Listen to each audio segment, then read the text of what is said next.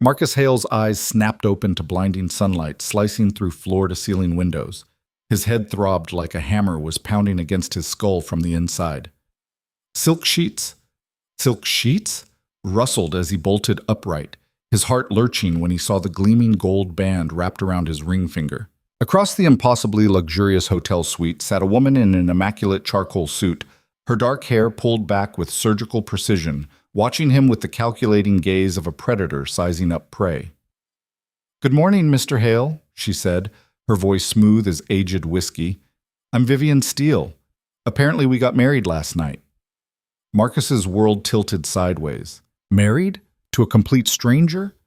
How had one catastrophic night transformed into a nightmare he couldn't wake up from? If you want to see how this impossible situation unfolds, how a desperate father and a powerful CEO navigate the most unconventional marriage you've ever heard of, then stay with me until the very end. And hey, drop a comment telling me what city you're watching from. I love seeing how far these stories travel. Now, let's hit that like button and dive into this wild ride. Marcus's brain scrambled to piece together fragments of the previous night. He remembered the termination meeting with his supervisor, the cold, clinical words that had shattered his already precarious world. "We're restructuring. Your position has been eliminated. 8 years of loyalty erased in 8 minutes. He remembered the crushing weight of it all, Lily's upcoming medical bills, the rent due in 5 days, the refrigerator that was almost empty. He remembered thinking he deserved one night, just one night, to forget that his entire life was collapsing. He remembered the hotel bar, dim and anonymous. He remembered ordering whiskey, then more whiskey. After that, everything became a blur of neon lights, laughter that sounded desperate even to his own ears, and a beautiful woman with sad eyes who was drinking alone at the other end of the bar. "I need you to focus, Mr. Hale," Vivian said, pulling him back to the present. She stood moving with the fluid grace of someone accustomed to commanding rooms full of powerful people. "I understand you're confused, but we have a situation that requires immediate attention." "A situation?" Marcus's voice came out as a croak. "Lady, I don't even know who you are." "I told you, Vivian Steele, CEO of Steele Industries. Perhaps you've heard of us." Marcus's stomach dropped. Everyone had heard of Steele Industries. They were one of the largest tech and manufacturing conglomerates in the country, with annual revenues that could fund a small nation, and he'd apparently married their CEO during a blackout drunk bender. "This isn't possible," he whispered, staring at the ring that felt like it was burning his finger. "Marriage licenses take time. There are waiting periods, not in this state and not at 3 in the morning with the right connections and enough money to expedite the process," Vivian interrupted. She pulled out her phone and swiped through several images before holding it out to him. "I believe this will refresh your memory." Marcus took the phone with trembling hands. The photos were damning. There he was, grinning like an idiot in front of a 24-hour wedding chapel, his arm around Vivian, who looked significantly less intoxicated, but oddly willing. Another photo showed them signing papers, the officiating clerk beaming behind them. A third captured them outside, Marcus laughing at something while Vivian had the faintest hint of a smile on her usually composed face. "Oh God," Marcus breathed. "Oh God, this is real." Very real and very legally binding. Vivian reclaimed her phone and sat back down, crossing her legs with deliberate precision. "Which brings us to our current predicament." Marcus pressed his palms against his eyes, willing himself to wake up from what had to be a nightmare. But the silk sheets remained real beneath him, the hangover continued pounding through his skull, and the gold ring stayed firmly on his finger. "I have a daughter," he said suddenly, panic flooding through him. "Lily. She's 6. I left her with my neighbor last night. What time is it? I need to. It's 10:30 in the morning. I've already had my assistant contact your neighbor, a Mrs. Chen, I believe, and inform her that you were unavoidably detained on urgent business. Your daughter is fine." Marcus stared at her. "You had someone call my neighbor?" "Mr. Hale, when I woke up this morning and discovered what I'd done, I immediately initiated damage control. That included ensuring your child was safely accounted for." Vivian's expression remained neutral, but something flickered in her eyes. "I may have made a catastrophically poor decision last night, but I'm not a monster." The blunt assessment should have been reassuring. Instead, it made everything feel more surreal. Marcus swung his legs off the bed, realizing with horror that he was wearing only his boxer shorts. His clothes were folded neatly on a nearby chair, another sign of Vivian's methodical approach to crisis management. "I need to get dressed," he muttered, grabbing his pants. "Of course. I'll give you privacy." Vivian stood and walked toward the suite sitting room, pausing at the doorway. "When you're ready, we need to discuss our options. This situation requires immediate resolution." She closed the door with a soft click, leaving Marcus alone with his thundering thoughts. He dressed mechanically, his mind racing through the implications. Married. He was married to a billionaire CEO, a woman he didn't know, a woman who had the power to ruin what was left of his life with a single phone call. But why had she done it? That was the question that kept needling him. A woman like Vivian Steele didn't make random decisions, drunk or not. She commanded empires. She made calculated moves that shaped markets. What had happened in those lost hours last night that had led both of them so far off their respective paths? Marcus splashed water on his face from the bathroom sink, grimacing at his reflection. Dark circles shadowed his eyes. His jaw was rough with stubble. He looked exactly like what he was, a broke single father who'd hit rock bottom and somehow managed to dig deeper. "Get it together," he told his reflection. For Lily. Everything always came back to Lily. His bright, brave little girl who'd been born with a congenital heart defect that required constant monitoring and would eventually need surgical intervention. His daughter who deserved a normal childhood, who shouldn't have to worry about whether they'd make rent or if her father could afford her medications. His reason for everything. Marcus straightened his shoulders and walked into the sitting room. Vivian sat at a small desk, laptop open, her fingers moving across the keyboard with practiced efficiency. She looked up as he entered, her expression unreadable. "Better?" she asked. "Not really, but I'm functional." Marcus sat in the chair across from her. "So what now? I'm guessing you want to annul this thing as quickly as possible." "Annulment would be the logical solution," Vivian agreed. She closed her laptop and gave him her full attention. "However, the situation is more complicated than a simple annulment can address." "How complicated?" Vivian was quiet for a moment, and Marcus got the sense she was choosing her words carefully. "Mr. Hale, Marcus, if we're married, you might as well use my first name." The corner of her mouth twitched. "Marcus. Then you should call me Vivian." She stood and walked to the window, looking out over the city sprawled below them. "I'm going to be direct with you because I suspect you'll appreciate honesty more than diplomatic evasion. My board of directors has been pressuring me for years to present a more, stable personal image.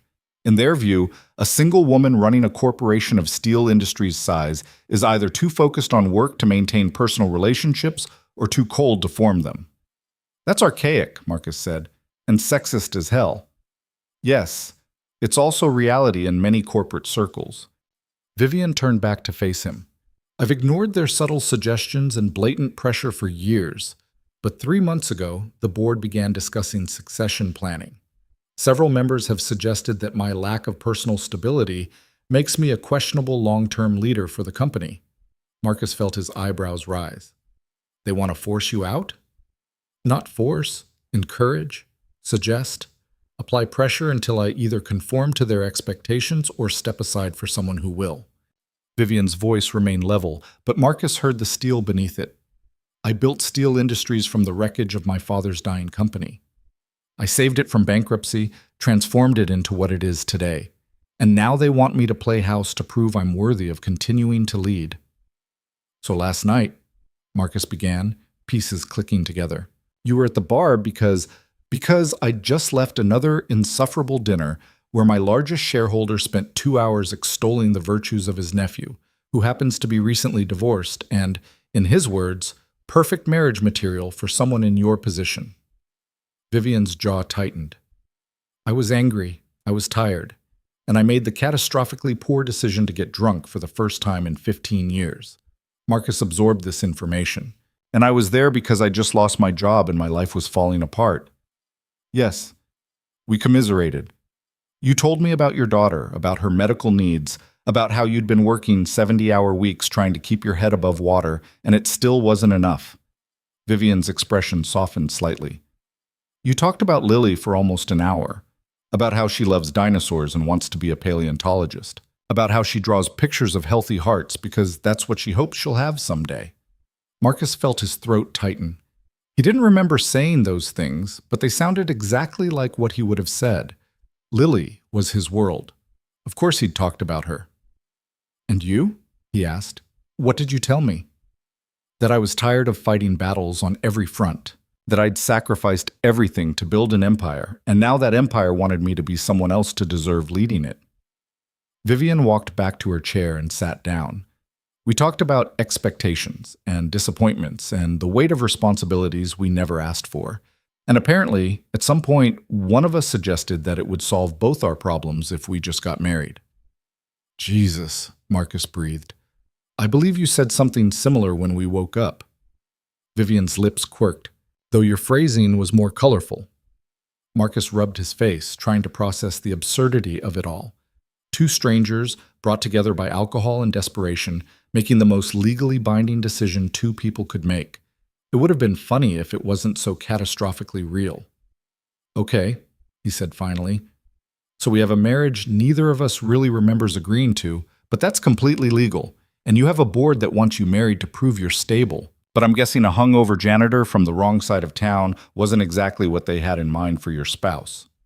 "I was a systems analyst," Marcus corrected quietly. "At least until yesterday. And no, you're correct. You're not what they envisioned." Marcus felt anger flare in his chest. "Right, because I'm not good enough for their country club lunches and charity galas." "Because they don't know you," Vivian said sharply. "And neither do I, which is precisely the problem we're facing." The words hung in the air between them. Marcus forced himself to take a breath, to think logically, despite the chaos swirling through his mind. "So, what are you proposing?" "I'm proposing we discuss our options rationally." Vivian pulled out a leather portfolio and opened it, revealing several documents.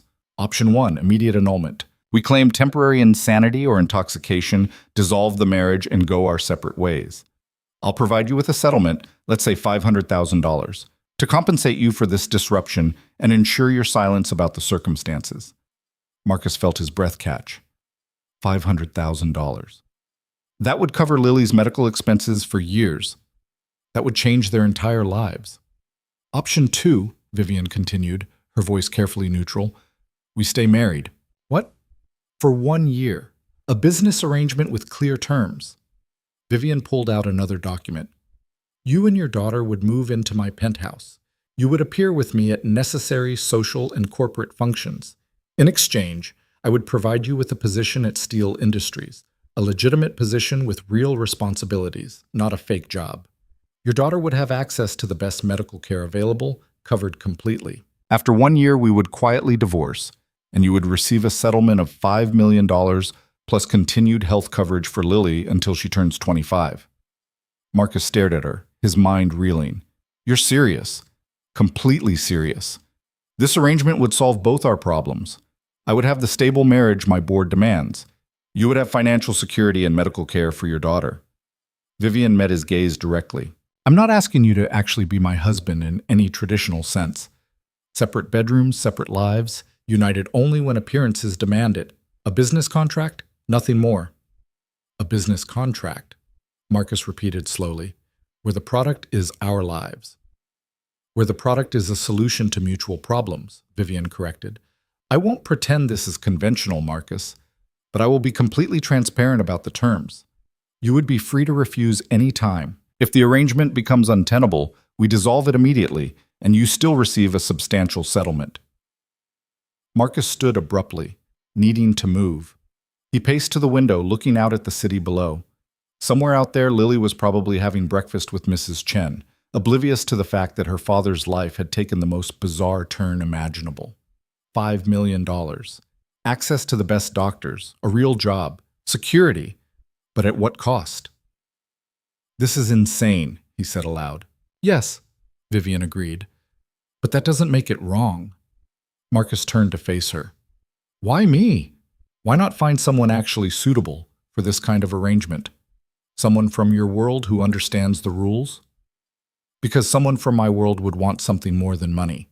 They'd want connections, power, a permanent place in my life and company. Vivian's expression remained composed, but Marcus saw something raw flicker beneath it. You, Marcus Hale, want to take care of your daughter. That's your only agenda. That makes you the only person I could possibly trust with this kind of arrangement. The honesty in her words struck him harder than he'd expected. She was right. He didn't want power or prestige. He wanted Lily to be healthy and happy. Everything else was secondary. I need time to think, he said. Of course, but not too much time. Vivian glanced at her watch. The marriage certificate will be filed with the county by end of business today. Once that happens, it becomes public record. I have people working to delay that filing, but I can only hold them off for so long. How long? 48 hours, maybe less. Marcus laughed, the sound sharp and bitter. So I have 2 days to decide whether to dissolve this marriage or commit to living a lie for a year. I prefer to think of it as committing to a mutually beneficial arrangement, Vivian said. But yes, essentially, Marcus grabbed his jacket from the back of the chair. I need to go. I need to see Lily. I need to think about this away from... He gestured vaguely at the luxurious suite, at Vivian, at the surreal situation. All of this. Of course. Vivian stood and pulled out her phone. I'll have my driver take you home. I can take the bus. Marcus. Vivian's voice held a note of exasperation. You're making a decision that will affect both our lives significantly. The least I can do is provide transportation. Please. He wanted to refuse on principle, but pride was a luxury he'd lost the right to somewhere around the time he'd married a stranger in a drunken stupor. Fine. Thank you. Vivian made a brief call, then walked him to the door. As Marcus reached for the handle, she spoke again. For what it's worth, I meant what I said. About you and your daughter. I wouldn't be making this offer if I didn't think it could genuinely help both of us. Marcus studied her face, trying to read past the CEO mask to the woman underneath. You don't know me. You don't know if I'm trustworthy or honest or anything else. For all you know, I'm exactly the kind of person who'd take advantage of this situation. That's true, Vivian acknowledged. But last night, drunk and angry and bitter, you spent an hour talking about your daughter with such love that you made me remember why human connection matters. That tells me more about your character than any background check could reveal. Before Marcus could respond, his phone buzzed in his pocket. He pulled it out to see a text from Mrs. Chen. Lily's asking about you. Everything okay? Reality crashed back over him. His daughter needed him. Whatever insanity he'd gotten himself into, whatever impossible choice lay before him, Lily came first. I have to go, he said. 48 hours, Marcus. Then we'll both have to live with whatever decision we make. The drive home passed in a blur. Vivian's driver, a silent man in an immaculate suit, navigated the expensive sedan through streets that grew progressively less affluent until they reached Marcus's neighborhood. The buildings here were tired, paint peeling, windows barred against a world that often felt hostile. This was reality. The hotel suite had been a dream. This was where he actually lived. Thanks for the ride, Marcus mumbled as the car stopped in front of his apartment building. The driver nodded but said nothing, and Marcus climbed out, feeling the weight of eyes watching from behind curtains and partially open doors. A luxury sedan in this neighborhood was an event. Mrs. Chen's apartment was on the first floor. Marcus knocked, and within seconds the door flew open to reveal Lily's bright, eager face. Daddy! She launched herself at him, and Marcus caught her, holding her close and breathing in the familiar scent of her strawberry shampoo. Hey, baby girl, I'm so sorry I'm late. Mrs. Chen said you had important business. Lily pulled back to look at him with wide, curious eyes. What kind of business? Adult stuff. Very boring. Marcus set her down gently, conscious of not putting pressure on her chest where her fragile heart beat too fast, always working harder than it should. Did you have a good night? We watched a documentary about T-Rexes. Did you know they might have had feathers? I did not know that. That's amazing. Mrs. Chen appeared in the doorway, her weathered face creased with concern. She was 72, a widow who'd taken it upon herself to look after Marcus and Lily ever since they'd moved into the building 3 years ago. You look terrible, she said bluntly. Whatever business you had, it didn't treat you well. It's complicated, Mrs. Chen, but I'm okay. She studied him with the shrewd gaze of someone who'd seen too much of life to be easily fooled. The woman who called this morning, very polite, very expensive-sounding voice. That your complicated business? Marcus glanced at Lily, who was now examining a drawing she'd made the previous evening. Something like that. Mrs. Chen crossed her arms. You be careful, Marcus. When rich people take interest in people like us, it's usually because they want something. I know. I will be. Marcus called to Lily. Come on, sweetie, let's go home. Their apartment was small, a one-bedroom that Marcus had done his best to make comfortable for Lily. She slept in the bedroom while he took the couch. The walls were covered with her drawings of dinosaurs, hearts, and families. The refrigerator held their weekly schedule, color-coded and carefully planned around Lily's doctor appointments and medication times. This was their life. Small, but theirs. Real. Daddy, can we make pancakes? Lily asked hopefully. Marcus checked the kitchen cabinets, calculating what they had left. How about eggs and toast instead? We'll save pancakes for the weekend. Okay. Lily settled at their small table, immediately pulling out her current favorite book about paleontology. She read aloud while Marcus cooked, her voice bright and full of wonder at each new fact about ancient creatures. Marcus listened, responding at appropriate moments, but his mind kept circling back to Vivian's offer. $5 million. Complete medical coverage. A real job. All he had to do was live a lie. But was it really a lie if both parties knew the truth? If it was clearly defined as a business arrangement? Marcus flipped the eggs, watching them sizzle in the pan. What he was really asking himself was whether he could sacrifice his pride, his privacy, his normal life for Lily's future. And when he framed it that way, the answer became brutally simple. Of course he could. He would sacrifice anything for Lily. The question wasn't whether he could do it. The question was whether he should. Whether pretending to be something he wasn't, living in a world he didn't belong to, would ultimately hurt more than it helped. Daddy, you're burning the eggs, Lily said matter-of-factly. Marcus jerked back to attention, quickly rescuing breakfast from disaster. Sorry, kiddo, got distracted. It's okay, they're only a little bit black. They ate together, Lily chattering about dinosaurs and her upcoming doctor's appointment next week. Marcus made appropriate responses while his phone sat heavy in his pocket, Vivian's business card tucked in his wallet like a loaded weapon. After breakfast, Marcus told Lily he needed to make some work calls and settled on the couch while she played in the bedroom. He pulled out the business card Vivian had given him before he left. Her private number was written on the back in elegant script. He needed more information before he could make this decision. He needed to understand exactly what he'd be walking into. Marcus dialed. Vivian answered on the second ring. Marcus, I have questions. I expected you would. Ask them. This job you mentioned, what would I actually be doing? I'm not going to be your kept man with a fake title and nothing to do. I wouldn't insult you that way. I reviewed your background this morning. Yes, I had someone pull your employment records. You have a degree in computer science and 8 years of experience in systems analysis and optimization. I need someone in my operations division who can identify inefficiencies and implement solutions without being beholden to existing power structures. You'd be a senior analyst reporting directly to my COO. Marcus felt his eyebrows rise. That's a real job. I told you it would be. I don't believe in wasting resources, Marcus, and human talent is our most valuable resource.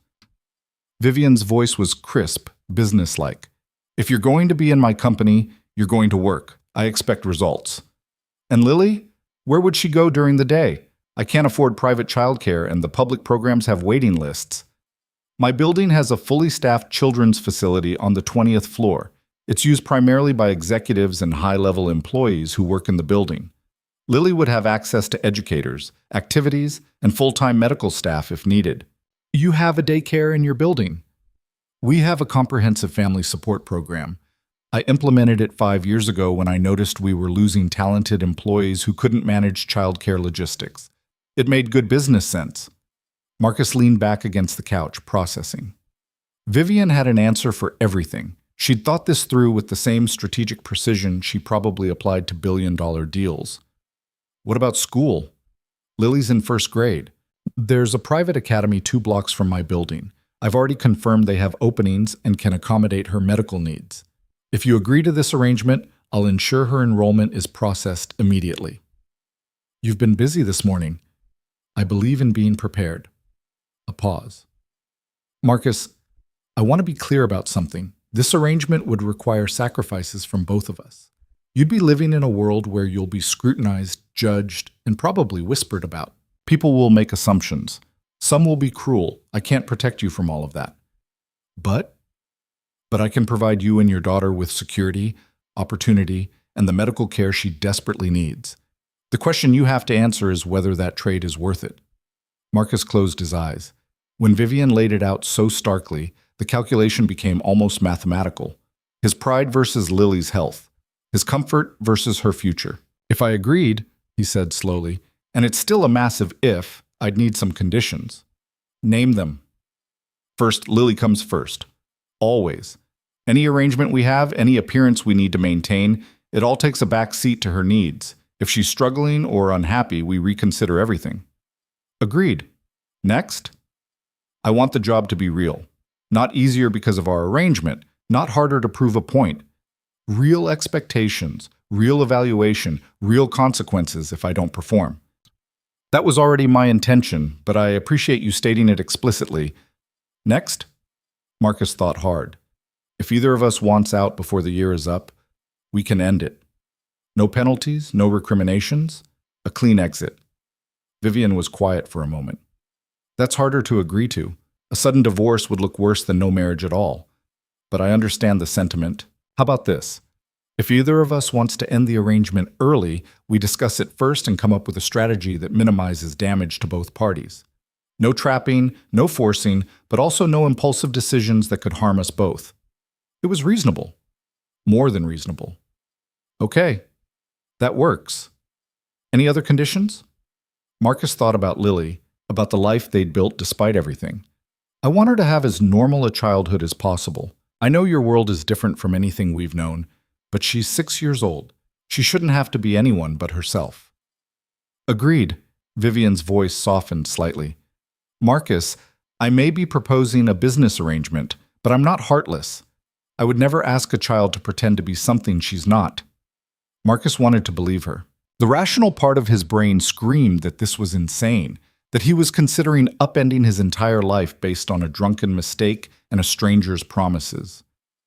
But the desperate part of him, the father who lay awake at night calculating medical bills and praying his daughter would live to see adulthood, was already making the decision. I need to think about it, he said finally, but I'm seriously considering it. That's all I ask. The offer stands for 48 hours. After that, we'll have to make a decision one way or another. They ended the call, and Marcus sat in silence, staring at the worn ceiling of his apartment. From the bedroom, he could hear Lily humming tunelessly, happy in her own world. She deserved more than this. She deserved medical care that didn't require him to choose between her prescriptions and groceries. She deserved a future that wasn't limited by her heart condition and their financial situation. And maybe, just maybe, this insane arrangement was how he could give it to her. Marcus spent the rest of the day playing with Lily, reading her stories, and making dinner from the dwindling supplies in their kitchen. He gave her the medications precisely on schedule, noting her heart rate and energy levels in the journal he kept for her doctors.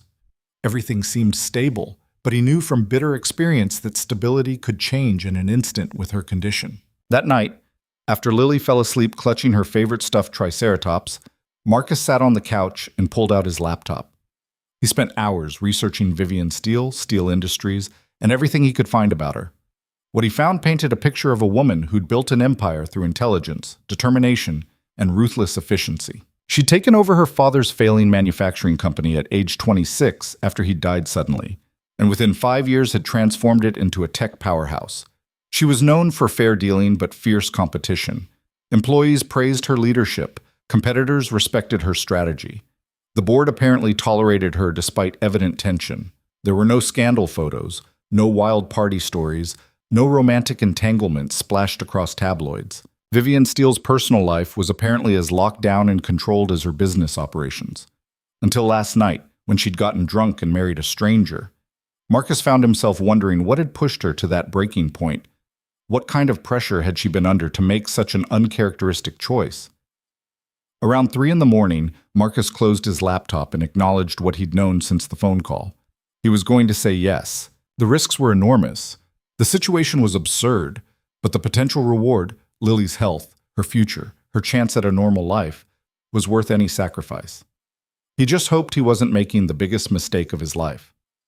The next morning, Marcus called Vivian back. "I have an answer," he said when she picked up. "I'm listening." Marcus took a deep breath. "Yes, we'll do this, but on one condition I forgot to mention yesterday." "Which is?" "We tell Lily the truth. Not all the details, but she deserves to know this is an arrangement. I won't lie to my daughter about something this big." "How much truth?" "That we got married quickly because it helps both of us. That I'll be working for you and we'll all be living together for a while. That we like each other, but we're still getting to know each other." Marcus's voice was firm. "She's smart. She'll figure out if we're lying, and that will hurt her more than an honest explanation."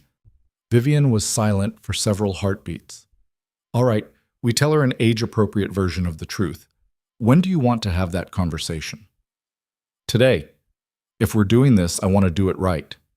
"Then I'll come to you. Text me your address. I'll be there in 2 hours." Marcus gave her the address, his stomach knotting with anxiety. This was really happening. He was about to introduce his daughter to the woman he'd accidentally married and explain that their entire lives were about to change. He spent the next 2 hours cleaning the apartment frantically, trying to make it presentable for a billionaire CEO. Lily watched with amused confusion.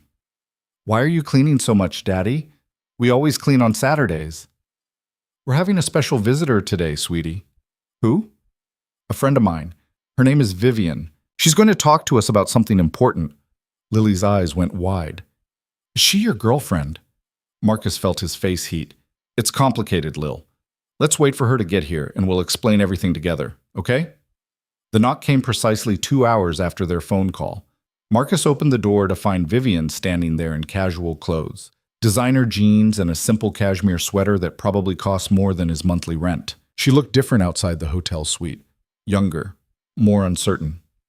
"Come in," Marcus said. Vivian stepped inside, her eyes taking in the modest apartment with no visible judgment. "Thank you for having me." Lily peeked around from behind Marcus, curious and a little shy. "Are you Daddy's friend?" Vivian smiled, and Marcus was startled by how it transformed her face. "I am. You must be Lily. Your father has told me a lot about you." "He has?" "He says you love dinosaurs and want to be a paleontologist." Lily's face lit up. "Yes! Did you know that some dinosaurs were as small as chickens?" "I did not. That's fascinating." Marcus watched them interact, something tight in his chest easing slightly. Vivian's warmth toward Lily seemed genuine, not forced. Maybe this could actually work. "Lily, honey, why don't we all sit down? Vivian and I need to talk to you about something." They settled on his couch, Lily between them, looking back and forth with bright curiosity. Marcus took a deep breath. "So, kiddo, something unexpected happened. Vivian and I became friends very quickly, and we made a big decision together. We got married." Lily's mouth dropped open. "Married? Like with rings and everything?" "Yes, like with rings and everything." Marcus showed her the gold band he was still wearing. "It happened really fast, faster than most people get married, but we think it's going to work out well because we can help each other." "How?" Vivian spoke up, her voice gentle. "Well, I have a very big company that I run, and I need help with some important work. Your dad is really good at the kind of work I need, so he's going to come work for me. And because of that," Marcus continued, "we're going to move into Vivian's home for a while. It's a really big apartment with lots of space, and it's close to a great school for you and my new job." Lily processed this, her little face scrunched in concentration. "So you got married so Daddy could have a job?" Marcus and Vivian exchanged glances. Trust a 6-year-old to cut through the complexity to the core truth. "Sort of," Marcus admitted. "We got married because we both needed help with things in our lives, and we think we can help each other. Does that make sense?" "I think so." Lily looked at Vivian seriously. "Do you love my daddy?" Vivian didn't flinch from the question. "I care about your daddy, and I want to get to know him better. Sometimes grown-ups do things in a different order than usual. We got married first, and now we're becoming friends and seeing if we can be a family. It was the most honest answer possible, without overwhelming a child with adult complications. Lily seemed to accept it. Will I have my own room? Yes, Vivian confirmed. Your own room with space for all your dinosaur books and toys. And will Daddy be happy? The question made Marcus's throat tight. I'll be happy because you'll be happy, sweetie, and because we'll all be together. Lily was quiet for a moment, then looked at Vivian with that unnervingly direct gaze children sometimes have. My heart is broken. Not broken, but not working right. Will that be okay with you? Vivian met the child's eyes without hesitation. Your heart makes you who you are, Lily. It's perfect exactly as it is. And yes, it's absolutely okay with me. Lily smiled then, bright and genuine, and threw her arms around Vivian in an impulsive hug. Vivian looked startled for a moment, then carefully hugged her back, her expression softening into something that looked almost like wonder. Okay, Lily declared, pulling back. When do we move? Marcus felt something release in his chest. His daughter, his brave, resilient, amazing daughter, was going to be okay. Soon, he said. Very soon. After Lily went back to playing in the bedroom, Vivian and Marcus stood by the door, speaking in low voices. She's remarkable, Vivian said quietly. She's everything. Marcus met her eyes. Thank you for being honest with her, for being gentle. I meant what I said about her heart being perfect as it is. Vivian's expression was serious. Marcus, I want you to know that whatever happens between us, whatever complications arise from this arrangement, I will never use your daughter as leverage. She deserves protection from adult complications. I believe you. And surprisingly, he did. Good. Vivian pulled out her phone. Then let's make this official. I'll have contracts drawn up protecting both of us, outlining all the terms we discussed. We'll sign them tomorrow. And then, Mr. Hale will become a very unconventional family. As Marcus watched her leave, heading back to her world of power and wealth, he felt the full weight of what he'd agreed to. His life, as he'd known it, was over. Everything was about to change. He just had to trust that it was changing for the better. For Lily's sake, he had to believe this desperate gamble would pay off. Because there was no going back now. The contracts arrived the next morning in the hands of a lawyer who looked like he billed by the millisecond. Marcus read through every page while Lily ate cereal and watched cartoons, oblivious to the legal machinery reshaping their lives. The terms were exactly as Vivian had promised, fair, clear, protective of both parties. There was even a clause guaranteeing Lily's medical coverage would continue regardless of how or when the arrangement ended. Marcus signed his name on the final page and felt the last door to his old life close behind him. 3 days later, a moving truck arrived at their apartment building, drawing a crowd of neighbors who watched with undisguised curiosity as professional movers packed up the Hales' modest belongings. Mrs. Chen stood on the sidewalk, her eyes wet as she hugged Lily goodbye. You take care of your daddy, little one, she said, her voice thick. And you, she turns to Marcus, gripping his arm, you remember who you are. Don't let that fancy world change you. I won't, Marcus promised, though he wasn't sure it was a promise he could keep. The penthouse occupied the entire top floor of the steel tower, a gleaming monument to success that dominated the city's skyline. The elevator required a special key to access the private residence, and when the doors opened, Marcus felt like he'd stepped into a different universe. Floor-to-ceiling windows offered a panoramic view of the city. The furniture was elegant and modern, all clean lines and expensive materials. Original artwork hung on walls painted in sophisticated neutrals. Everything gleamed with the kind of perfection that suggested professional maintenance. Holy cow, Lily breathed, her eyes wide as saucers. Vivian emerged from what Marcus assumed was a home office, dressed in charcoal slacks and a silk blouse. She smiled at Lily's awestruck expression. Wait until you see your room. She led them down a hallway past several closed doors to a bedroom that made Lily gasp. The walls were painted a soft sage green, and one entire wall was dedicated to built-in bookshelves already stocked with books about dinosaurs, space, and science. A desk sat beneath the window with a view of the city. The bed was covered in a duvet printed with fossil patterns. Is this really mine? Lily whispered. All yours, Vivian confirmed. I thought you might like the dinosaur theme.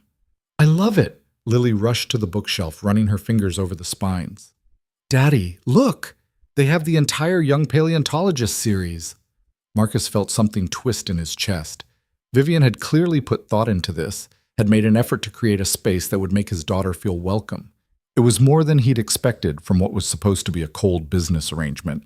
Your room is next door, Vivian told Marcus, leading him to another bedroom. This one was simpler, but no less impressive. A large bed, a walk-in closet, an ensuite bathroom with a shower that looked like it belonged in a spa. I hope it's comfortable. If you need anything changed, it's perfect, Marcus interrupted. Vivian, this is... Thank you. She met his gaze, her expression unreadable. We're doing this properly, Marcus. That means making sure everyone is comfortable. The first week was an adjustment that felt like learning to breathe underwater. Marcus started his new position at Steel Industries, reporting to the chief operating officer, a sharp-eyed woman named Patricia Chen, who made it immediately clear she didn't care who he'd married. She cared whether he could do the job. I need an analysis of our manufacturing efficiency across all facilities, she told him on his first day, dropping a thick folder on his desk. We're bleeding money somewhere and I need to know where. You have 2 weeks. Marcus dove into the work with a focus born of desperation to prove himself. He wasn't charity. He wasn't a kept man. He was going to earn every dollar of his salary. The data told a story once he learned how to read it.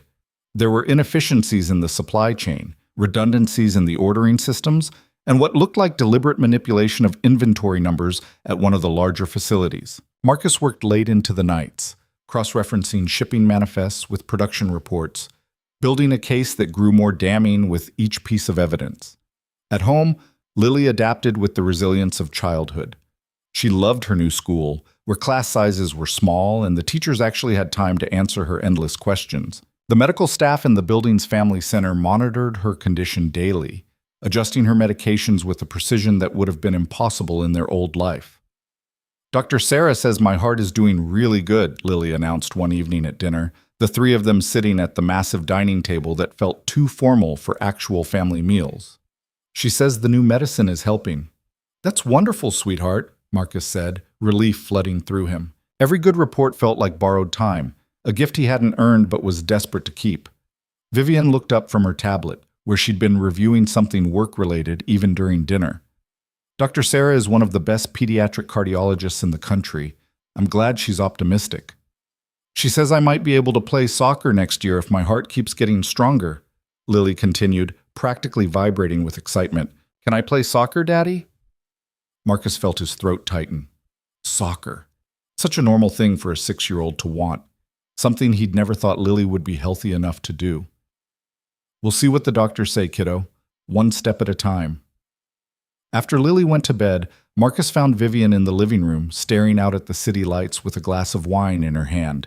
She looked tired, the CEO mask slipping enough to show the exhaustion beneath. Long day? Marcus asked, joining her by the window. The board is pushing for expansion into Southeast Asian markets. I think it's premature given the current economic climate, but they smell profit and don't want to hear about risk assessment. She took a sip of wine. How was your first week? Intense. Patricia doesn't pull punches. No, she doesn't. That's why she's my COO. Vivian glanced at him. How are you holding up? Honestly. Marcus considered the question. I feel like an imposter half the time. Like someone's going to figure out I don't belong here and kick me out. That's called imposter syndrome, and I guarantee half the people in that building feel the same way. Vivian's voice was matter-of-fact. The difference is whether you let it paralyze you or use it as motivation to prove yourself. Is that what you do? Every single day. She finished her wine and set the glass down. Marcus, I want to prepare you for something. We have a company gala next Saturday. It's a major event. Clients, investors, board members. Everyone who matters will be there. Marcus felt his stomach drop. And you need me to go with you. As my husband, yes. This will be our first public appearance together. Vivian's expression was carefully neutral. I know this isn't what you signed up for. Actually, it's exactly what I signed up for, Marcus interrupted. You were clear about the public appearances requirement. I knew this was coming. Knowing intellectually and experiencing the reality are different things. These events can be, She paused, searching for the right word. Challenging. People will ask invasive questions. They'll make assumptions. Some will be openly hostile to the idea of me marrying someone outside the usual circles. You mean they'll look down on me for being poor? They'll look down on you for not being one of them, Vivian corrected, which has nothing to do with your worth and everything to do with their insecurity. But that doesn't make it easier to endure. Marcus moved to stand beside her at the window, looking out at the city that now felt simultaneously more accessible and more alien than ever. I can handle some rich people being snobs, Vivian. I've dealt with worse. I know you can. I just wanted you to be prepared. She turned to face him fully. There's something else. We'll need to be convincing. Not affectionate necessarily, but comfortable with each other. People will be watching for signs that this marriage is real. The air between them suddenly felt charged with an awareness that had been building since they'd moved in together. They were strangers living in intimate proximity, playing at being married while carefully maintaining emotional distance. So we need to act like we actually know each other, Marcus said slowly. We need to act like we actually like each other, Vivian amended. Which means we should probably spend some time actually getting to know each other. It was practical, logical, and yet the suggestion felt like they were crossing some invisible line they'd been carefully avoiding. Okay, Marcus agreed. How do we do that? Vivian smiled slightly. I suppose we could start by having dinner together. Actual conversation, not just coordinating schedules around Lily. So they started having dinner together after Lily went to bed. Real dinners, where they talked about more than logistics. Marcus learned that Vivian had grown up in a middle-class family, that her father had built his manufacturing company from nothing and lost it all to bad investments and worse partners, that she'd taken business classes at community college while working full-time, eventually earning a full scholarship to a prestigious university, that she'd sacrificed relationships, friendships, any semblance of a normal life to save her father's legacy. He died thinking he'd failed, Vivian said one night, her voice carefully controlled. He never got to see what the company became. Sometimes I think I'm still trying to prove to a ghost that his life's work mattered. Marcus told her about Lily's mother, Sarah, who died in a car accident when Lily was 2, about how they'd met in college, gotten married too young, been happy despite having no money and too many dreams, about how Sarah's death had shattered him, left him a single father with no idea how to raise a medically fragile child alone. I was so angry, Marcus admitted, at the drunk driver who killed her, at the universe for being so randomly cruel, at Sarah for leaving me alone with this responsibility I didn't know how to handle. But you did handle it, Vivian said quietly. You kept Lily safe and loved and happy despite everything. I kept her alive. That's not the same as giving her a good life. Marcus, your daughter adores you. She feels secure and cherished. That is a good life, regardless of the size of your bank account. The word settled something in Marcus's chest that had been raw for years. Vivian understood in a way few people did, that love and security weren't measured in dollars, but in presence, in showing up, in fighting for the people who mattered. The night of the gala arrived with the weight of impending judgment. A stylist appeared at the penthouse to help Marcus with his tuxedo, making adjustments until it fit perfectly. He stared at his reflection in the mirror and barely recognized himself. He looked like he belonged in Vivian's world, even though he felt like a fraud. Vivian emerged from her room in a navy gown that managed to be both elegant and armor-like. Her hair was swept up, diamonds glinted at her ears and throat. She looked every inch the powerful CEO, untouchable and intimidating. You look beautiful, Marcus said, the words coming out before he could stop them. Vivian's carefully composed expression flickered with something that might have been surprise. Thank you. You clean up rather well yourself. Lily, staying home with a babysitter Vivian had vetted within an inch of her life, made them pose for pictures. You look like a prince and princess, she declared, delighted. Just remember, Vivian said quietly as they rode the elevator down to the waiting car. We're a team tonight. If anyone makes you uncomfortable, signal me and I'll intervene. How do I signal you? Touch your tie. I'll notice. The gala was held at the city's most prestigious hotel. The ballroom transformed into something out of a fantasy with flowers, lights, and enough wealth concentrated in one room to fund a small country. Marcus felt every eye turn to them as they entered, heard the whispers start immediately. That's him? Her husband? I heard he was a janitor. She married beneath her. How desperate was she? Marcus kept his expression neutral, but his jaw tightened. Vivian's hand found his arm, her touch light but grounding. Ignore them, she murmured.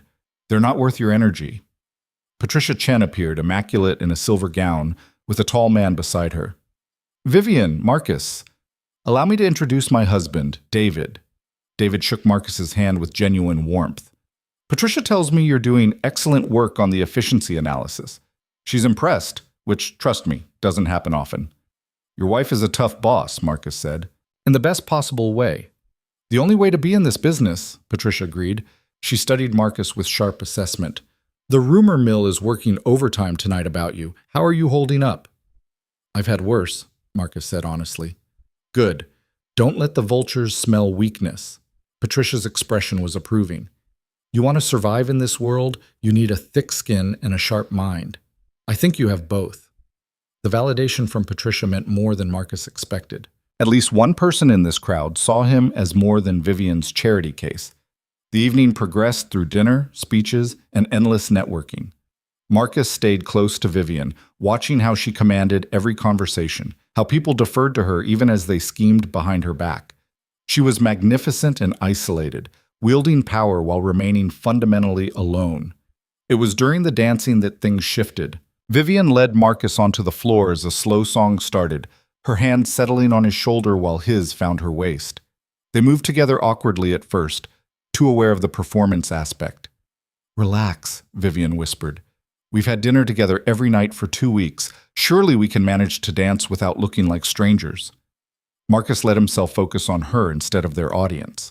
Up close, he could see the exhaustion in her eyes, the slight tension in her jaw. You hate these things, he realized, with a passion, but they're necessary. Because you have to prove yourself over and over again. Because power is performance as much as substance. Vivian met his gaze. But yes, I'm always proving myself. That's exhausting. It's my reality. She was quiet for a moment, then added, though it's less exhausting with you here. I didn't expect that.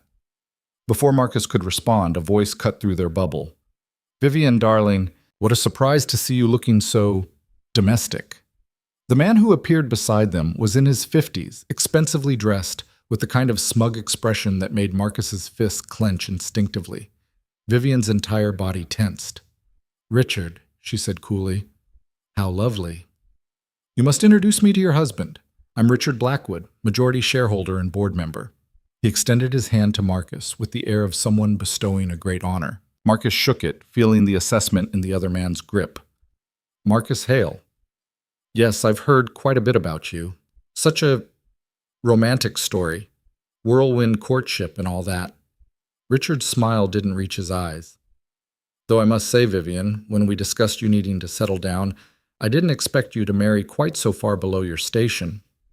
Marcus felt Vivian's hand tighten on his shoulder, but her voice remained level. Careful, Richard. You're speaking about my husband. Of course. Of course. No offense meant. Richard's expression suggested offense was exactly what he'd intended. I'm simply concerned about the company. What will investors think when they discover our CEO married a former systems analyst with no business experience or useful connections? It looks desperate.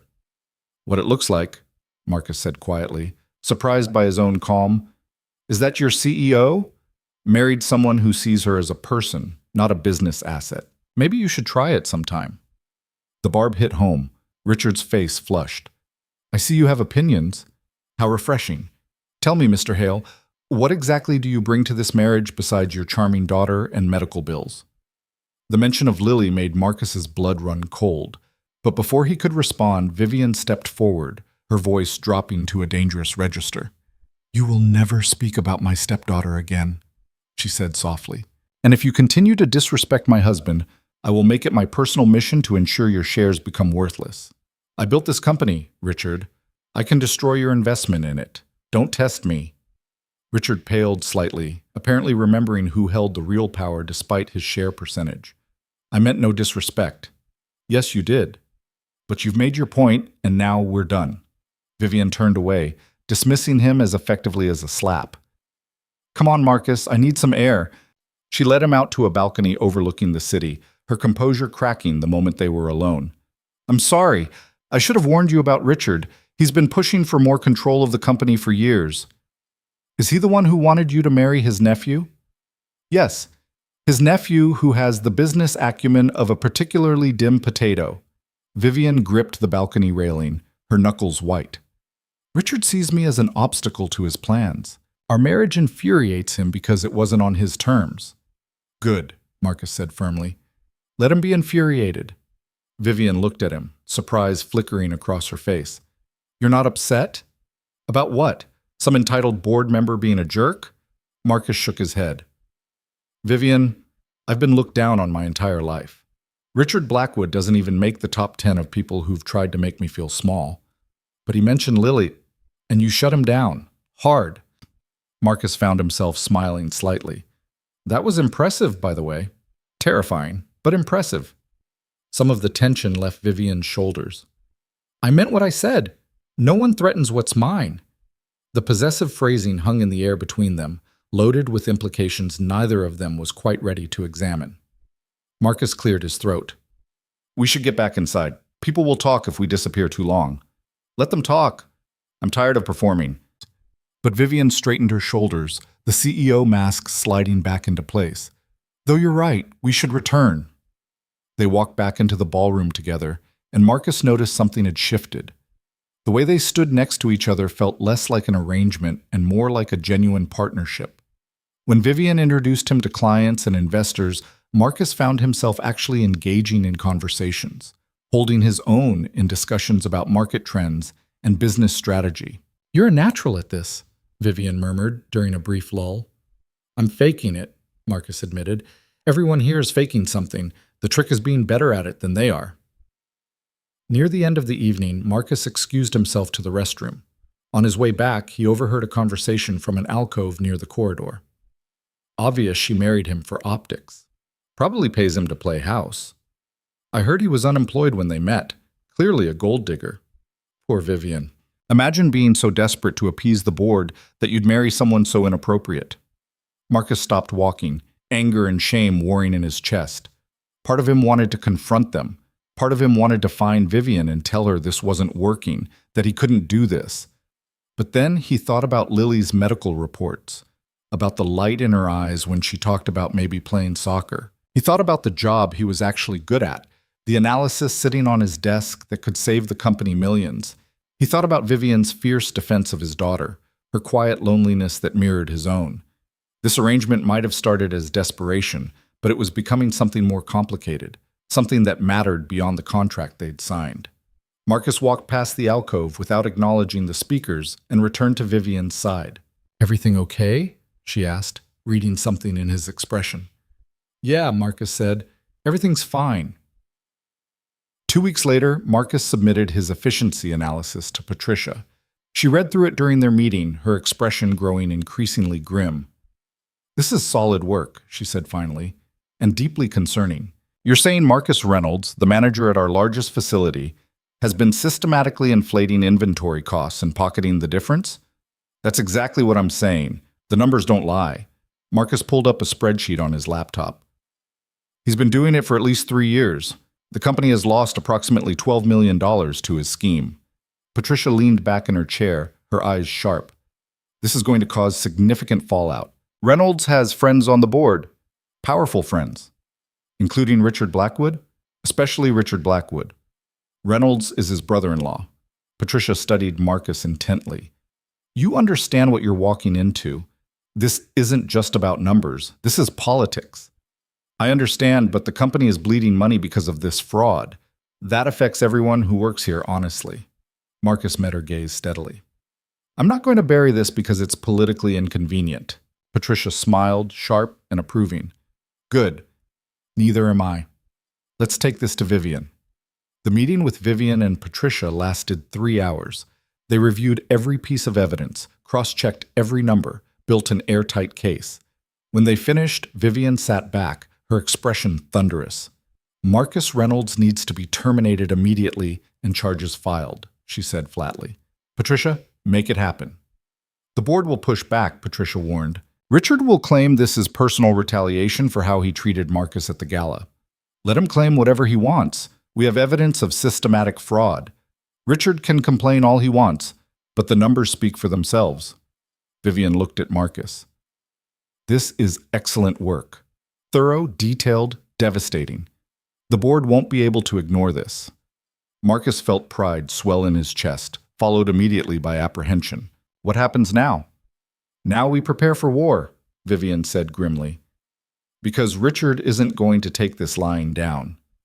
She was right. The next morning, Marcus Reynolds was terminated and escorted from the building by security. By noon, Richard Blackwood had called an emergency board meeting. By evening, the company was in crisis mode. Marcus sat in Vivian's home office while she prepared for the board meeting, watching her pace like a caged predator. Richard is going to claim this is a witch hunt, she said, thinking aloud. That I'm using my position to attack his family members. He'll try to frame this as personal rather than professional. But you have the evidence. Evidence matters less than narrative in board politics. Vivian stopped pacing and looked at him. Marcus, this is going to get ugly. They'll come after you too. They'll say you manipulated the data to prove your worth, that you're not qualified to make these assessments. Let them. I know my work is solid. Your confidence is admirable, but these people fight dirty. Vivian's expression was troubled. I don't want this to blow back on you or Lily. Lily's safe, and I can handle whatever they throw at me. Marcus stood and crossed to her. Vivian, we're in this together, remember? That's the whole point of this arrangement. She studied his face, something shifting in her expression. When did this stop feeling like just an arrangement?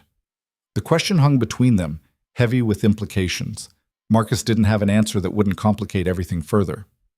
I should let you prepare, he said instead. The board meeting is in an hour. Vivian nodded slowly, but her eyes stayed on his face a moment longer before she turned back to her notes. The board meeting lasted 4 hours. Marcus waited in the penthouse with Lily, helping her with homework while his stomach churned with anxiety. When Vivian finally came home, she looked exhausted but grimly satisfied. They tried, she said, accepting the glass of wine Marcus had ready for her. Richard accused me of targeting his family, of letting personal grudges influence business decisions.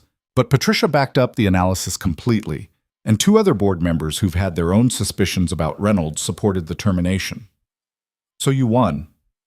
We survived another round. Vivian took a long sip of wine. Richard won't stop.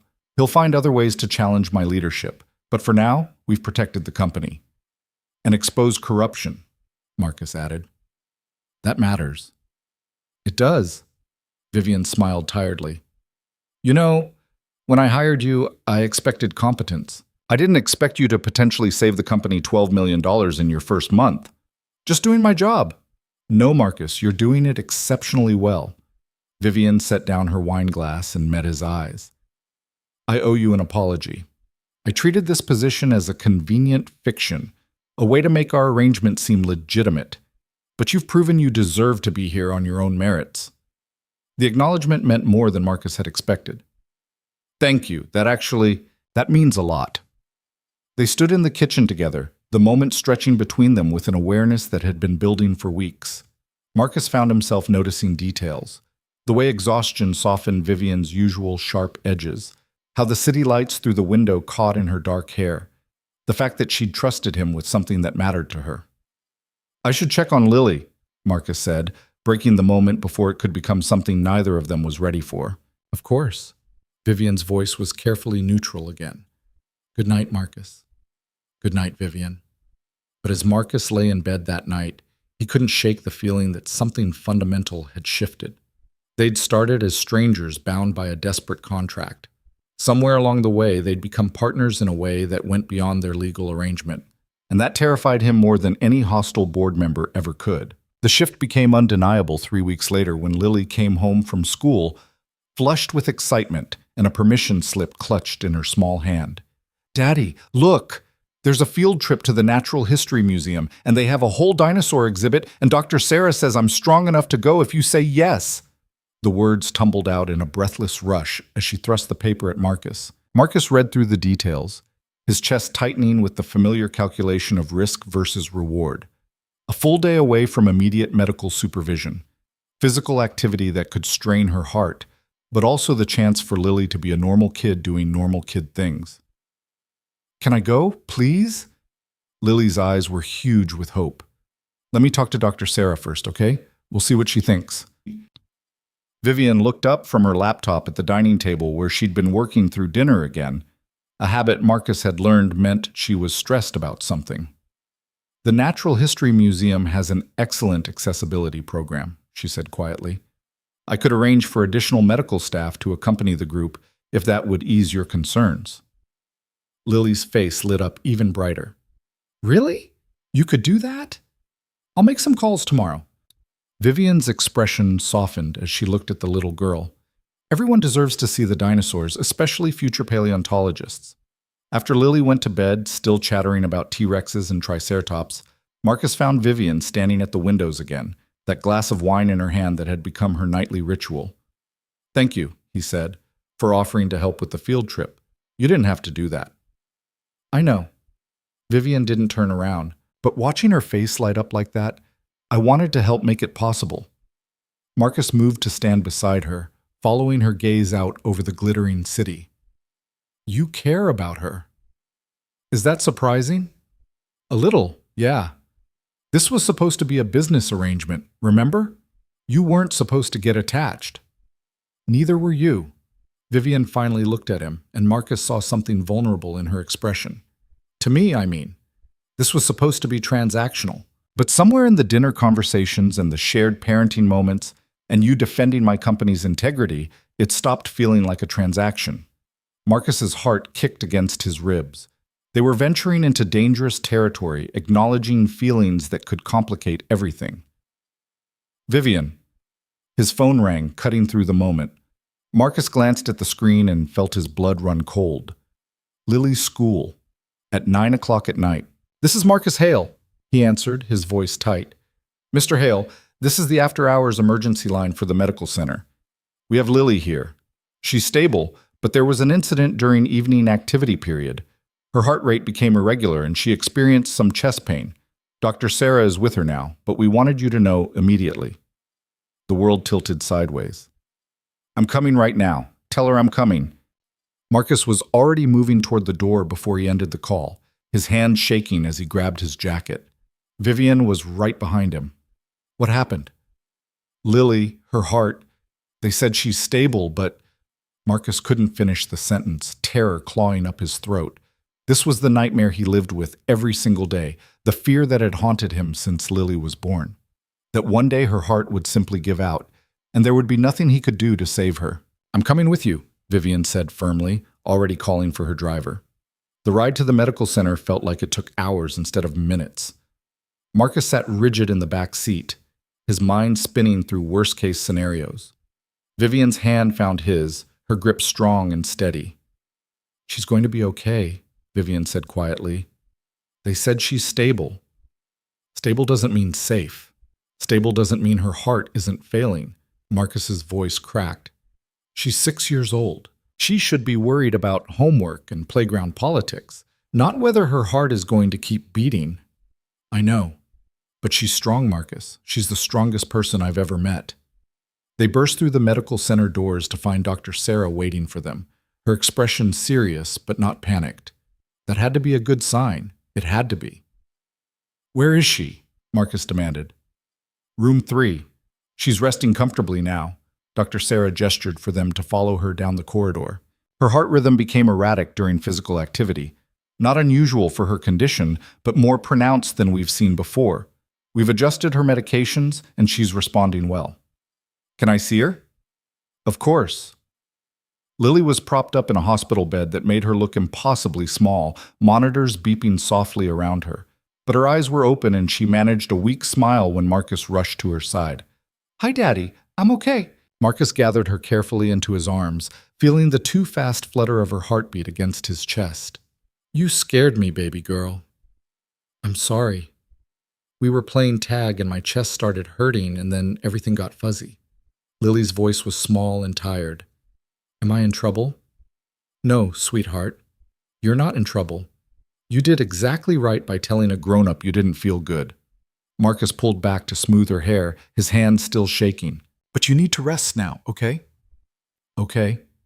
Lily's gaze drifted past Marcus to where Vivian stood in the doorway, uncertainty written across her usually composed face.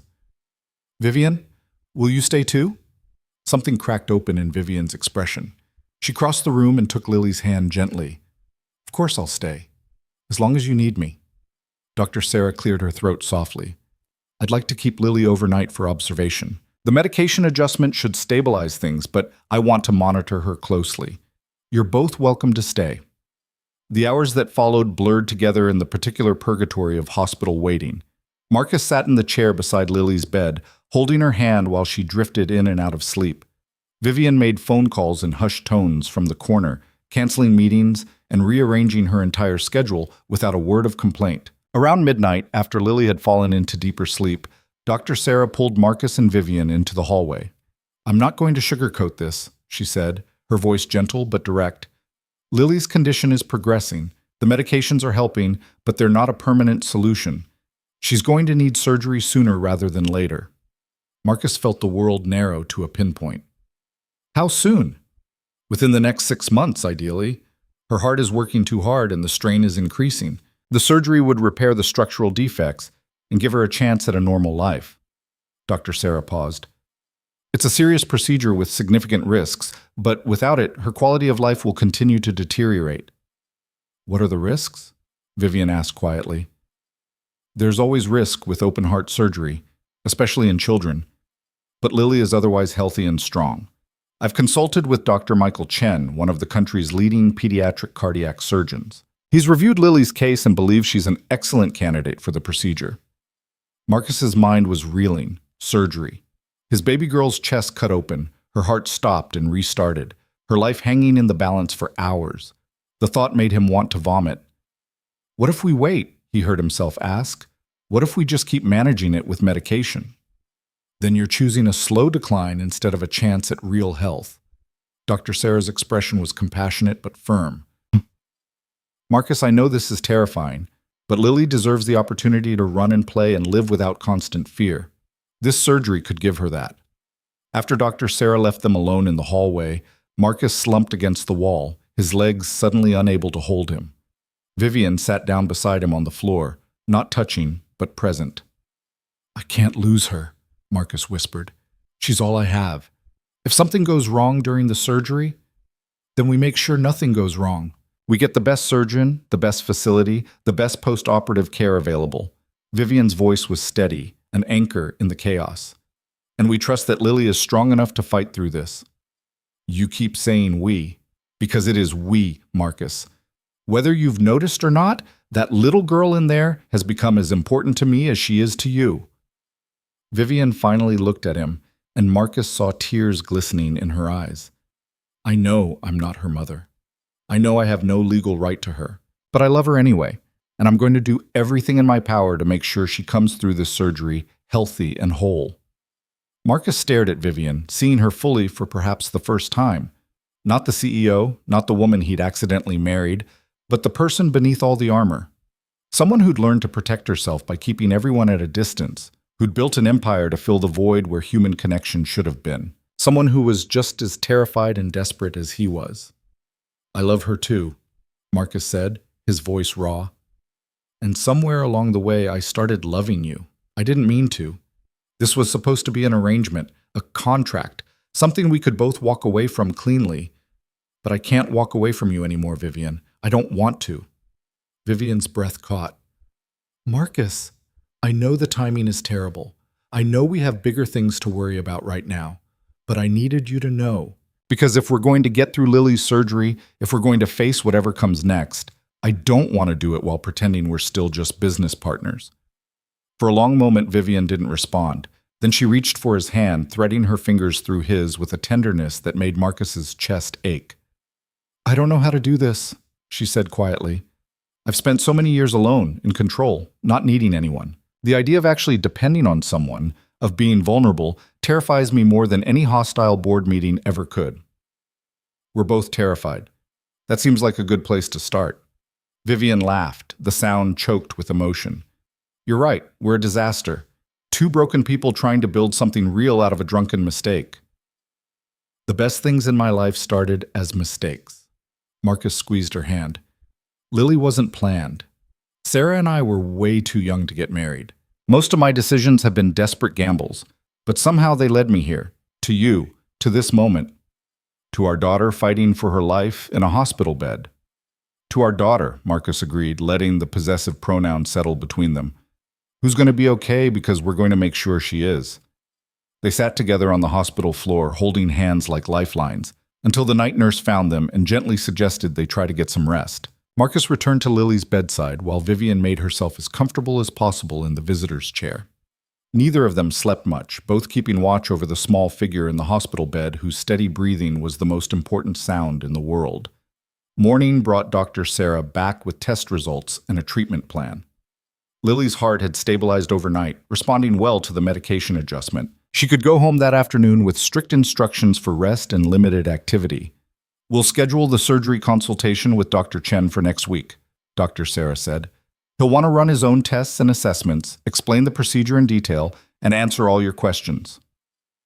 Lily was subdued on the drive home, cuddled against Marcus in the back seat while Vivian sat up front giving quiet instructions to her assistant over the phone. When they arrived at the penthouse, Vivian surprised them both by canceling her entire day of meetings.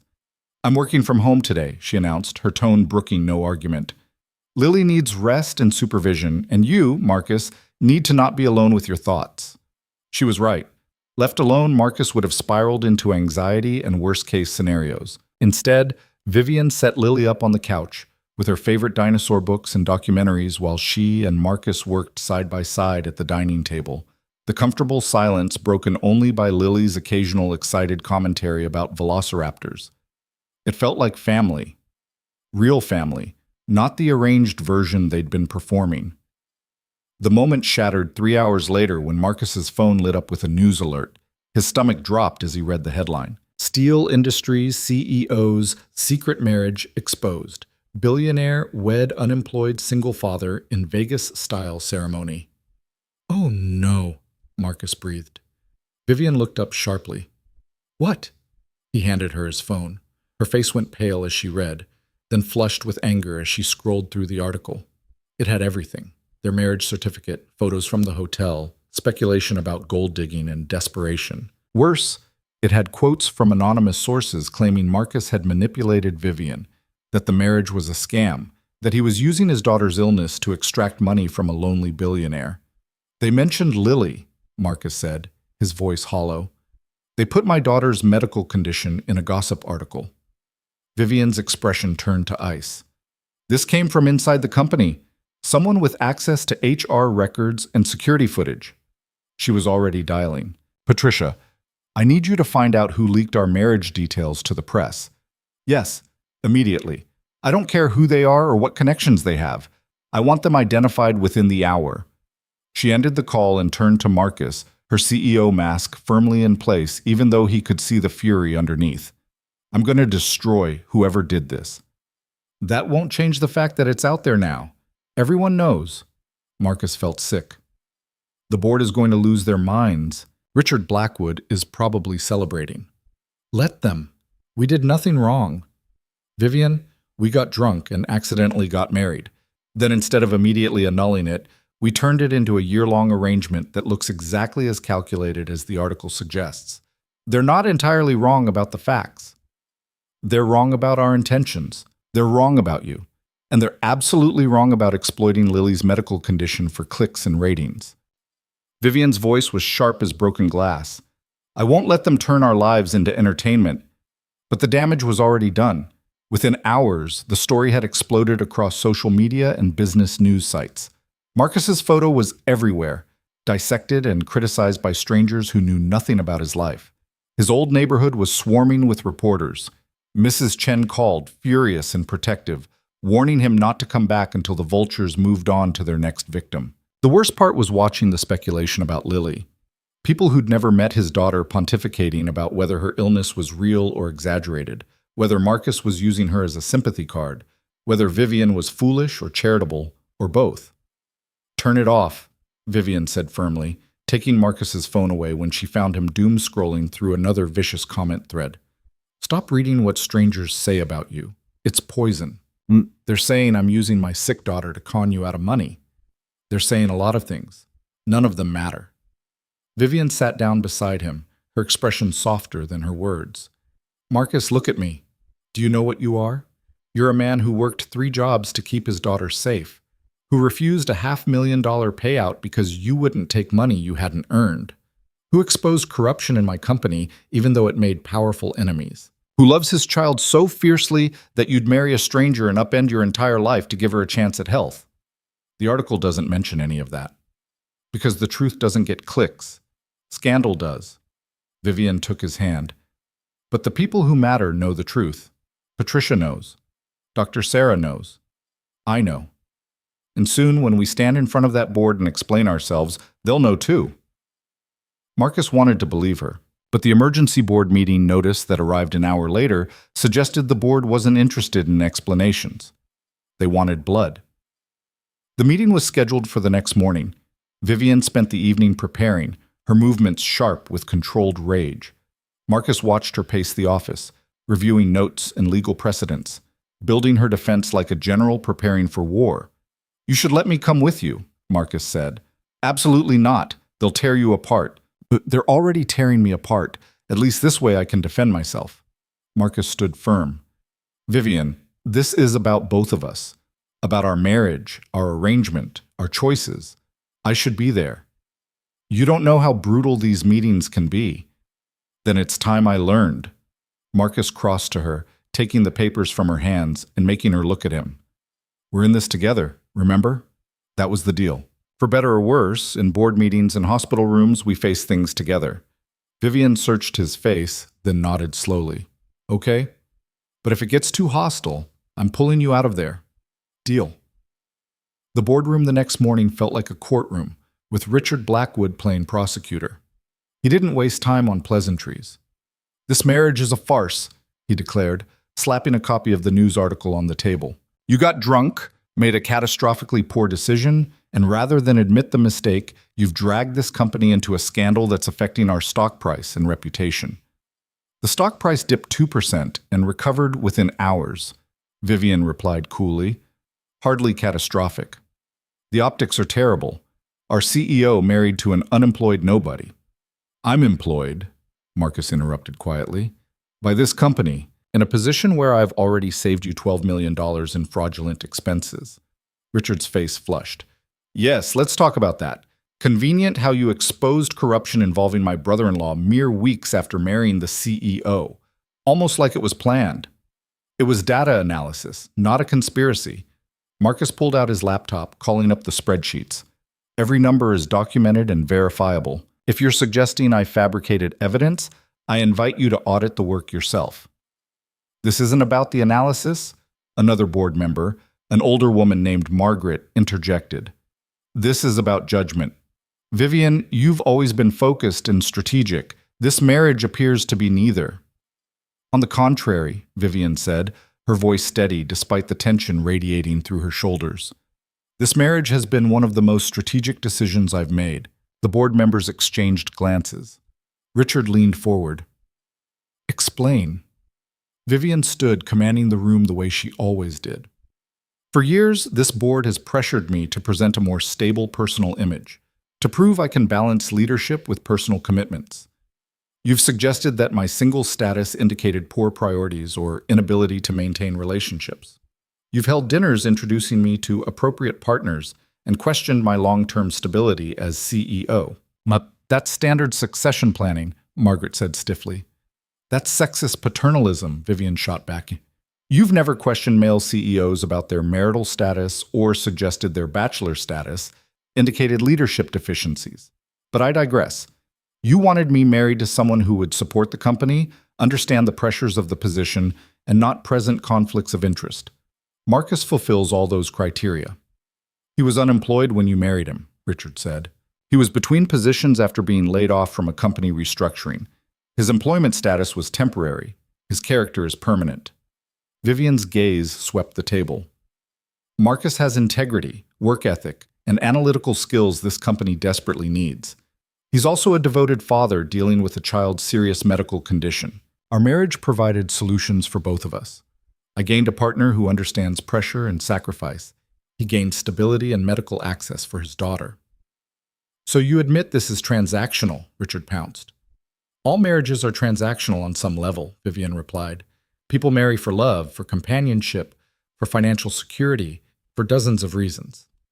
Yes, Marcus and I married quickly under unusual circumstances, but we've built something real from that beginning. He's proven his value to this company independently of our relationship. And frankly, my personal life is none of this board's business as long as I continue to lead effectively. The scandal affects us all, Margaret argued. The scandal will die down in a week when the next story breaks. Our stock price is fine. Our operations are unaffected. The only real issue here is that Richard is angry his brother-in-law got caught stealing and I didn't marry his nephew. Vivian's voice was cold. But this board doesn't dictate my personal choices. My contract gives me full authority over company operations and my private life. If you want to challenge that, we can review the bylaws. I assure you, you won't like what you find. The silence that followed was charged with tension. Marcus held his breath, watching the board members exchange loaded glances. Finally, Patricia spoke up from her position at the side of the room. For what it's worth, I've worked with Marcus daily for 2 months. His analysis was thorough, professional, and untainted by any personal agenda. He's earned his position here. She looked directly at Richard. And he's shown more integrity in 8 weeks than some people who've been with this company for decades. The barb hit home. Richard's jaw tightened, but before he could respond, Margaret spoke. I move that we table this discussion. Vivian's personal life is, as she pointed out, her own concern as long as company performance doesn't suffer. And by all metrics, performance has improved since Mr. Hale joined the team. Seconded, another board member said quietly. Richard looked like he wanted to argue, but he was outvoted and he knew it. Fine, but this isn't over, Vivian. Your judgment is still in question. My judgment, Vivian said softly, dangerously, has built this company into what it is today. Perhaps you should question your own judgment in continuing to challenge me. The meeting ended with strained civility, but no resolution. Marcus and Vivian left the boardroom together, neither speaking until they reached her office. That was terrifying, Marcus admitted. That was them testing boundaries, seeing if scandal would make me back down. Vivian sank into her chair, exhaustion finally showing through. They'll keep pushing until they're convinced I won't break. Will you? Never. She looked up at him, something fierce and vulnerable in her gaze. I meant what I said in there. About us building something real. I don't care how it started anymore, Marcus. I care about where we are now. Marcus crossed to her desk, his heart pounding. And where are we? Somewhere I never expected to be. Somewhere that scares me. Vivian stood, closing the distance between them. Somewhere I don't want to leave. They stood inches apart, the air between them electric with everything they'd been carefully not saying for months. Marcus raised his hand, gently touching Vivian's cheek, giving her every chance to pull away. She didn't. Instead, she closed the final distance and kissed him. It was tentative at first, a question neither of them was sure how to answer. Then Marcus's arms came around her and Vivian's hands fisted in his shirt, and the kiss deepened into something that felt like falling and flying simultaneously. When they finally pulled apart, both breathing hard, Vivian laughed shakily. Well, that's new. Good new or bad new? Terrifying new, wonderful new. Vivian rested her forehead against his. Marcus, if we do this, if we make this real instead of an arrangement, everything changes. Everything's already changed. We're just finally admitting it. They might have said more, might have figured out what this meant for their carefully structured agreement, but Marcus's phone buzzed insistently in his pocket. He pulled it out to find a text from the school. Please call regarding Lily. Non-emergency but important. The moment shattered. Marcus dialed immediately, his stomach knotting with familiar fear. Mr. Hale? This is Principal Morrison. Lily is fine physically, but we've had an incident. Some older students saw the news articles about your family. They were teasing her during recess, saying unkind things. Lily became upset and is asking to go home. Marcus felt rage and protectiveness surge through him in equal measure. I'm coming to get her right now. He ended the call and looked at Vivian, who'd clearly heard enough to understand. The vultures got to her. Not if I have anything to say about it. Vivian was already grabbing her jacket. Let's go get our daughter. The possessive pronoun wasn't lost on Marcus. Our daughter. Somewhere in the chaos of board meetings and hospital rooms and stolen kisses, they'd become a real family. Now they just had to protect it. They found Lily sitting in the principal's office, her small shoulders hunched and her face blotchy from crying. The moment she saw Marcus and Vivian, she launched herself at them both, wrapping her arms around Marcus's waist while reaching for Vivian's hand. They said you married Daddy for money, Lily hiccuped against Marcus's shirt. They said I'm sick because we're poor and that Daddy's using me to trick you. They said mean things. Marcus felt his heart shatter and rebuild itself around pure protective rage. He knelt down to Lily's level, gently wiping tears from her cheeks. Baby girl, those kids don't know anything about us. They're repeating garbage they heard from adults who should know better. But what if it's true? What if I made everything complicated for you? Lily, look at me. Vivian crouched down beside Marcus, her voice firm but gentle. You didn't make anything complicated. You made everything better. Your dad and I care about each other, and we both care about you. That's the truth. Everything else is just noise from people who don't matter. Do you promise? I promise. Vivian squeezed Lily's hand. And anyone who says otherwise will have to deal with me. Principal Morrison cleared her throat awkwardly from behind her desk. I've spoken with the students involved and their parents. This kind of bullying won't be tolerated. But given the media attention, perhaps it would be best if Lily took a few days at home until things settled down. Absolutely not, Vivian said, her CEO voice emerging in full force. Lily has done nothing wrong. She shouldn't be punished by missing school because other children were cruel. What I suggest instead is that you hold an assembly about kindness and privacy, emphasizing that speculation about other people's families is inappropriate and hurtful. The principal looked taken aback. Ms. Steele, I understand your concern, but nothing. Lily is a student in good standing at this school. She has a right to her education without harassment. If the school cannot provide a safe learning environment, then perhaps we need to discuss whether this is the right institution for her. Vivian's tone could have frozen nitrogen. I'm sure the Board of Trustees would be very interested to hear about how bullying victims are being asked to stay home while their tormentors face no real consequences. Marcus watched in awe as the principal's resistance crumbled under the weight of Vivian's authority. This was the woman who commanded boardrooms and terrified executives, now wielding that power to protect his daughter. Their daughter. Of course, you're right, Principal Morrison said quickly. We'll address this with the entire student body and ensure Lily feels safe returning to class. Thank you, Vivian replied, her voice marginally warmer. We'll be taking her home for the rest of today, but she'll return tomorrow. I trust there won't be any further incidents. The drive back to the penthouse was quiet. Lily sat between them in the back seat, holding both their hands, her crying reduced to occasional sniffles. Marcus felt the weight of helplessness pressing down on him. He could protect Lily from many things, but he couldn't shield her from the cruelty of a world that judged people by their bank accounts and gossiped about their private pain. Back at the penthouse, Vivian surprised them both by canceling the rest of her meetings and declaring it a family day.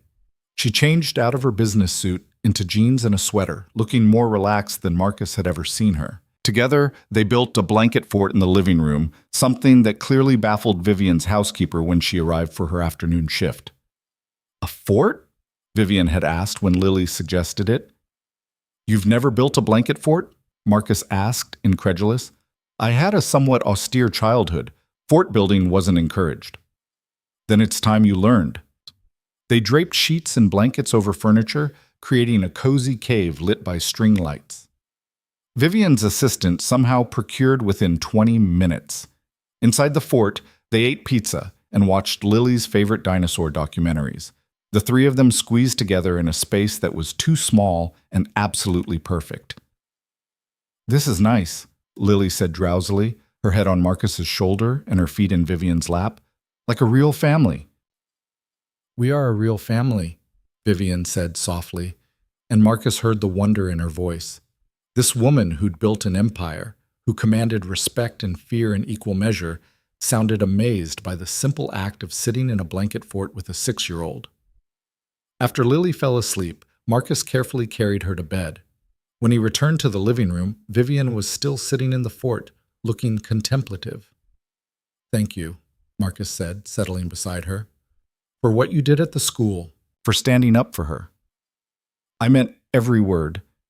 Those children had no right to hurt her." Vivian's expression was fierce.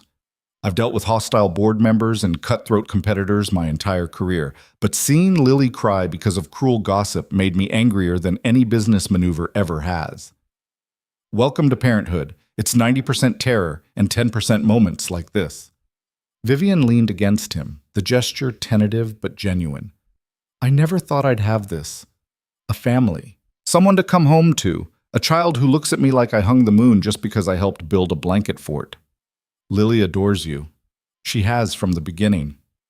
And you?" Vivian looked up at him, vulnerable in a way he'd never seen her. "What about you, Marcus?" He thought about the past months, about how this woman had gone from a stranger to a partner to something infinitely more precious, about how she'd defended his daughter, challenged him to be better, trusted him with her company and her carefully guarded heart.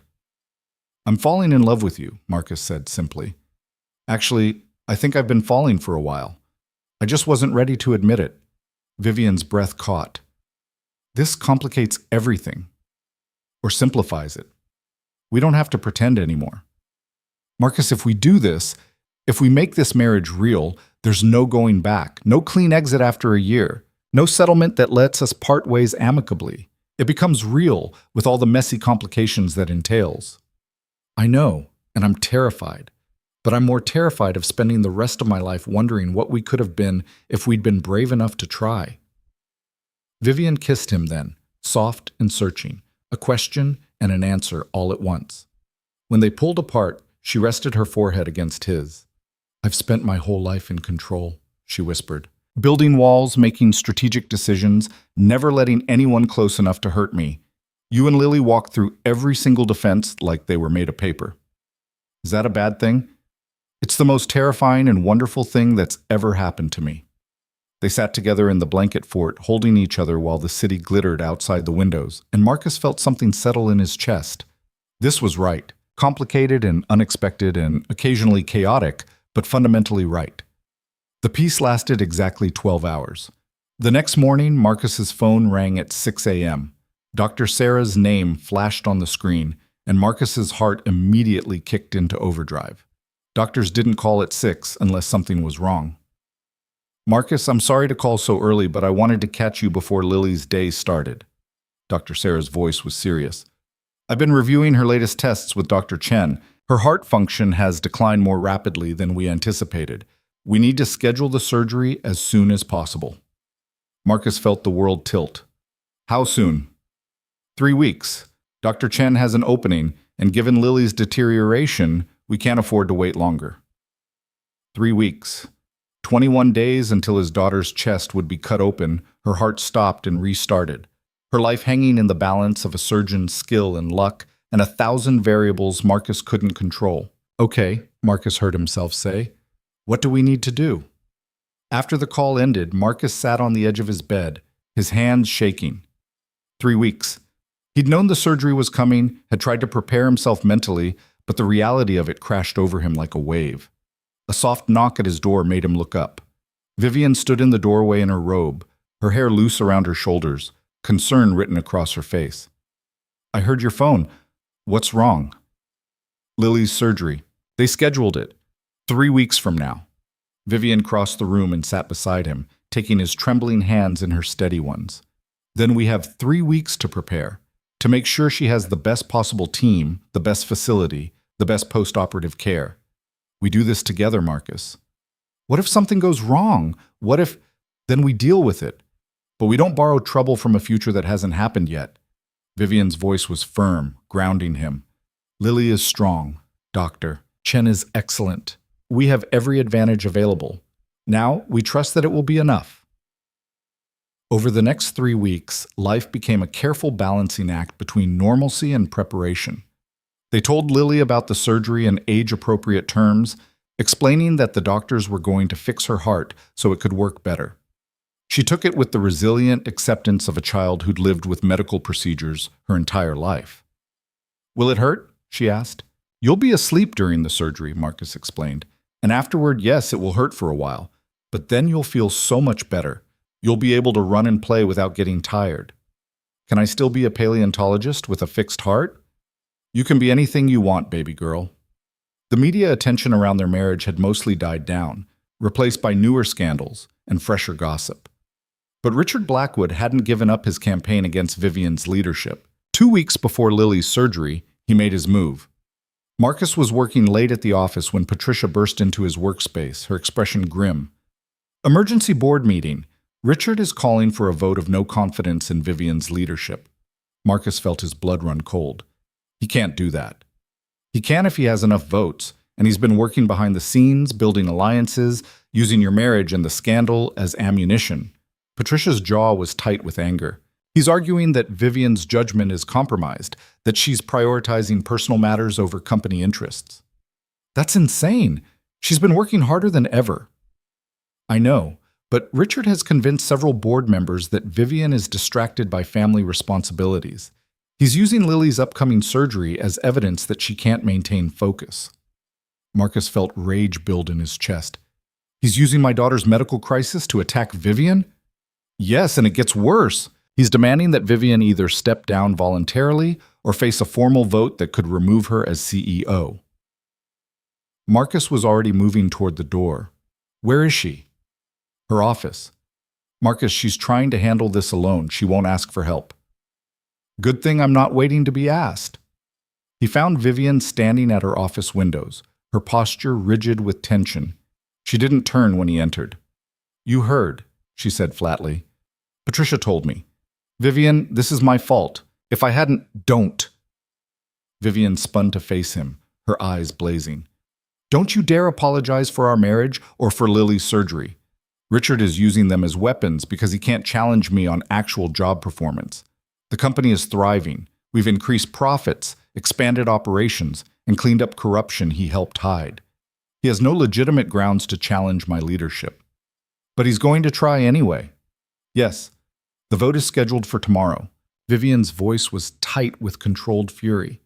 He's been very clever about it, framing it as concern for the company, suggesting I'm overwhelmed by personal responsibilities, positioning himself as the reasonable alternative.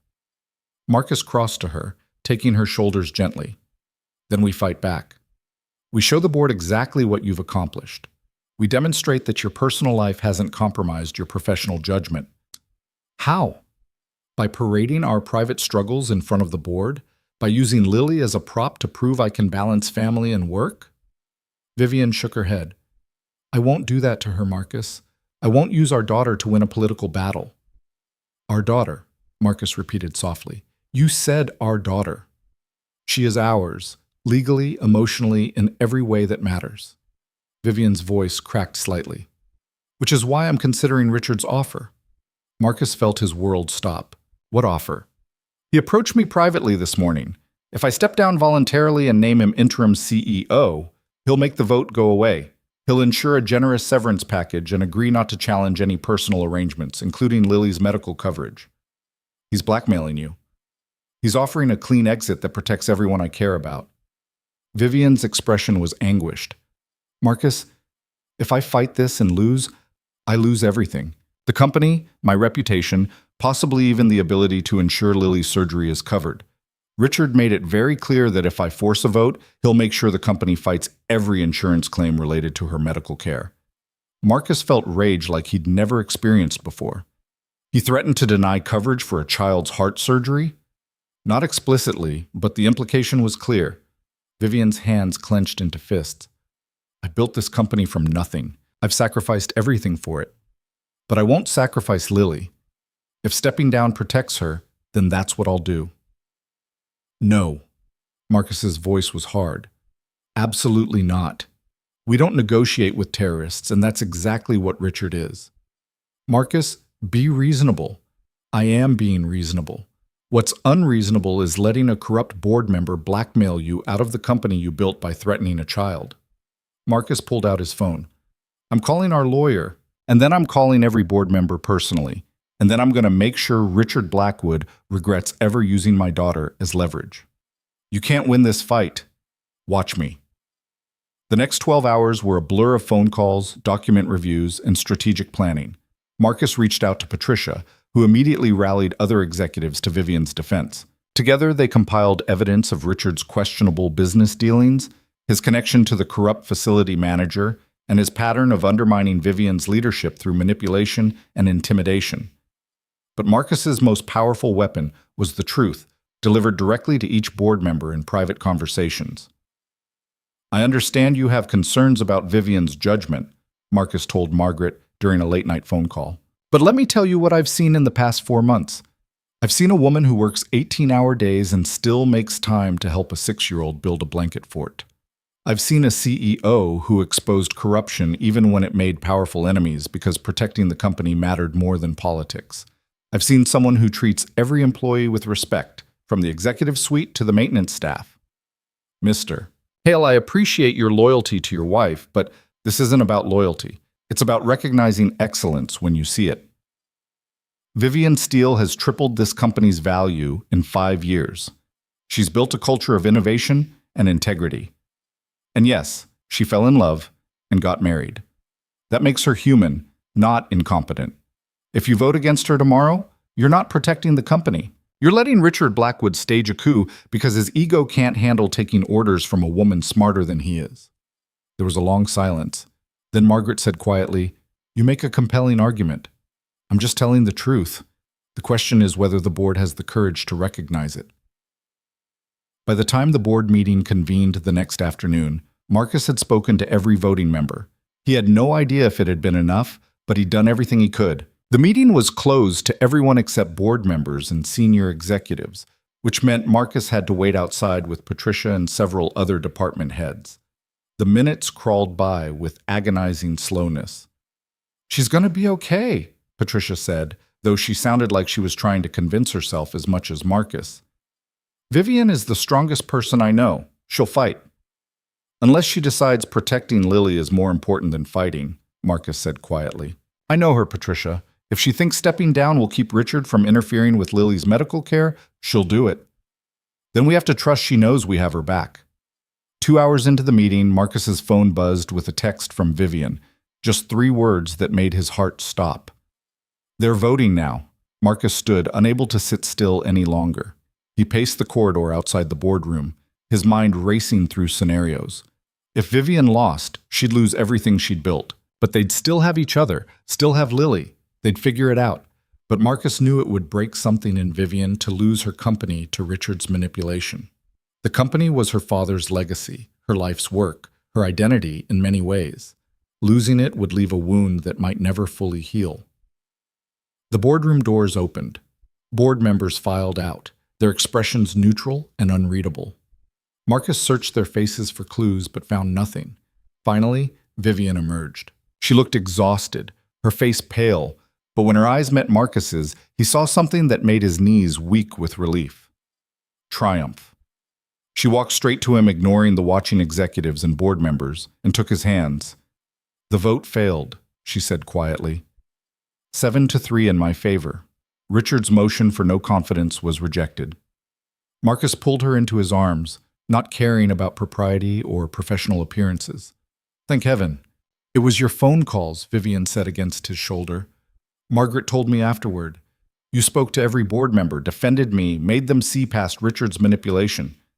You saved my company, Marcus. You saved your company." I just reminded them what they already knew but were afraid to acknowledge. They stood together in the corridor, holding each other while the corporate world moved around them. Patricia cleared her throat tactfully. "Vivian, Richard walked out during the vote. He's threatening legal action." "Let him threaten. He has no grounds." Vivian pulled back from Marcus, her CEO mask sliding back into place. "Patricia, I want a full audit of any business dealings Richard has been involved with. If he's as corrupt as I suspect, I want evidence." "Already on it," Patricia said with grim satisfaction. "I have a feeling, Mr. Blackwood is going to find himself very busy with legal problems that have nothing to do with you." Over the next week, Richard's house of cards collapsed. The audit revealed multiple instances of self-dealing and conflicts of interest. Faced with evidence of his corruption, Richard quietly resigned from the board and sold his shares to avoid prosecution. His nephew, the one he'd wanted Vivian to marry, was implicated in several of the schemes. Poetic justice, Vivian commented when Patricia delivered the final report. He tried to use my marriage against me and ended up exposing his own corruption in the process. But Marcus barely registered the victory. Lily's surgery was 3 days away, and every other concern faded in the face of that approaching deadline. The night before the surgery, Marcus couldn't sleep. He found himself standing in Lily's doorway, watching her sleep peacefully, her chest rising and falling with each breath. Tomorrow, surgeons would cut her open. They'd stop her heart and restart it. They'd repair the defects that had defined her entire life. And Marcus would be helpless to do anything but wait and hope and pray she'd survive. "She's going to be okay," Vivian said softly, appearing beside him. "I know you're scared. I'm scared too. But she's strong, Marcus. Stronger than either of us. What if that's not enough? Then we'll face it together. But I believe in Lily. I believe in Dr. Chen. And I believe that our daughter is meant for a long, healthy, happy life." Vivian took his hand. "Come on, you need rest. Tomorrow is going to be a long day." Marcus let her lead him away from Lily's door, but he knew he wouldn't sleep. How could he, when tomorrow would determine whether his daughter lived to see her 7th birthday? The morning of the surgery arrived with cruel brightness. Lily was brave as they drove to the hospital, asking questions about the procedure with scientific curiosity that broke Marcus's heart. "Will I have a cool scar?" she asked. "Probably," Marcus managed. "Good. Scars are proof you survived something hard. That's what you always tell me, Daddy." Marcus felt tears burn behind his eyes. His daughter, his impossibly brave, brilliant daughter, was comforting him. At the hospital, Dr. Chen met them with calm professionalism. He explained the procedure one final time, answered Lily's questions with patience, and assured them he had every confidence in a successful outcome. "Can I take Mr. Triceratops with me?" Lily asked, clutching her favorite stuffed dinosaur. "He can stay with you until you fall asleep," Dr. Chen confirmed. "Then your dad will keep him safe until you wake up." The moment came when they had to say goodbye. Marcus held Lily carefully, memorizing the feel of her in his arms, the scent of her strawberry shampoo, the warmth of her small body. "I love you so much, baby girl," he whispered. "You're the bravest person I know." "I love you too, Daddy. Tell Vivian I love her too, okay?" Vivian knelt down, her composure cracking as she hugged Lily gently. "I'm so proud of you, sweetheart. We'll be right here waiting when you wake up. Promise?" "Promise." They watched as the nurses wheeled Lily away toward the operating room, her small hand waving until she disappeared through the doors. Then Marcus's legs gave out and he collapsed into a waiting room chair, Mr. Triceratops clutched in his hands. The surgery would take 6 to 8 hours. 6 to 8 hours of not knowing, of helpless waiting, of imagining every possible thing that could go wrong. Vivian sat beside him, her hand finding his. They didn't speak. There was nothing to say that would make this bearable. The hours crawled by with agonizing slowness. Marcus couldn't eat, couldn't read, couldn't do anything but stare at the clock and will time to move faster. Vivian made phone calls, answered emails, tried to maintain normalcy even though Marcus could see the terror in her eyes every time she glanced at the operating room doors. Patricia arrived with coffee and food they didn't touch. Dr. Sarah checked in twice with encouraging words that barely registered. Mrs. Chen called from across the city, her voice thick with worry and prayers. 6 hours became 7. 7 became 8. Marcus felt like he was being slowly torn apart from the inside. Every minute that passed, another cut to his heart. Finally, after 8 hours and 23 minutes that felt like 8 lifetimes, Dr. Chen emerged from the operating room. His scrubs were marked with the evidence of his work, his face tired but smiling. "The surgery was successful," he said, and Marcus felt the world snap back into focus. "Lily did beautifully. We repaired both structural defects and her heart is functioning better than we dared hope. She's in recovery now, still sedated, but all her vital signs are strong." Marcus couldn't speak. He could only sob with relief, with gratitude, with the overwhelming emotion of a parent whose child had just been given a second chance at life.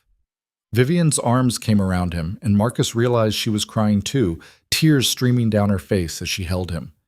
They clung to each other in the hospital corridor, two people who'd started as strangers, and become a family through crisis and courage and love. When can we see her? Vivian asked, her voice shaking. Give us 30 minutes to get her settled in ICU, then you can both come back. She won't be awake yet, but you can be with her. Dr. Chen smiled gently. Your daughter is a fighter. She's going to recover well from this. Those 30 minutes were almost harder than the 8 hours of surgery. Marcus paced the waiting room, unable to sit still, his entire body vibrating with the need to see Lily, to confirm with his own eyes that she was alive and breathing. Finally, a nurse came to get them. Marcus and Vivian followed her through sterile corridors to the ICU, where Lily lay in a bed surrounded by monitors and machines. She looked impossibly small and fragile, her chest wrapped in bandages, tubes, and wires connecting her to equipment that beeped steadily with her heartbeat. But she was alive. Her chest rose and fell with strong, steady breaths. The monitor showed a heart rhythm that was healthier than Marcus had ever seen.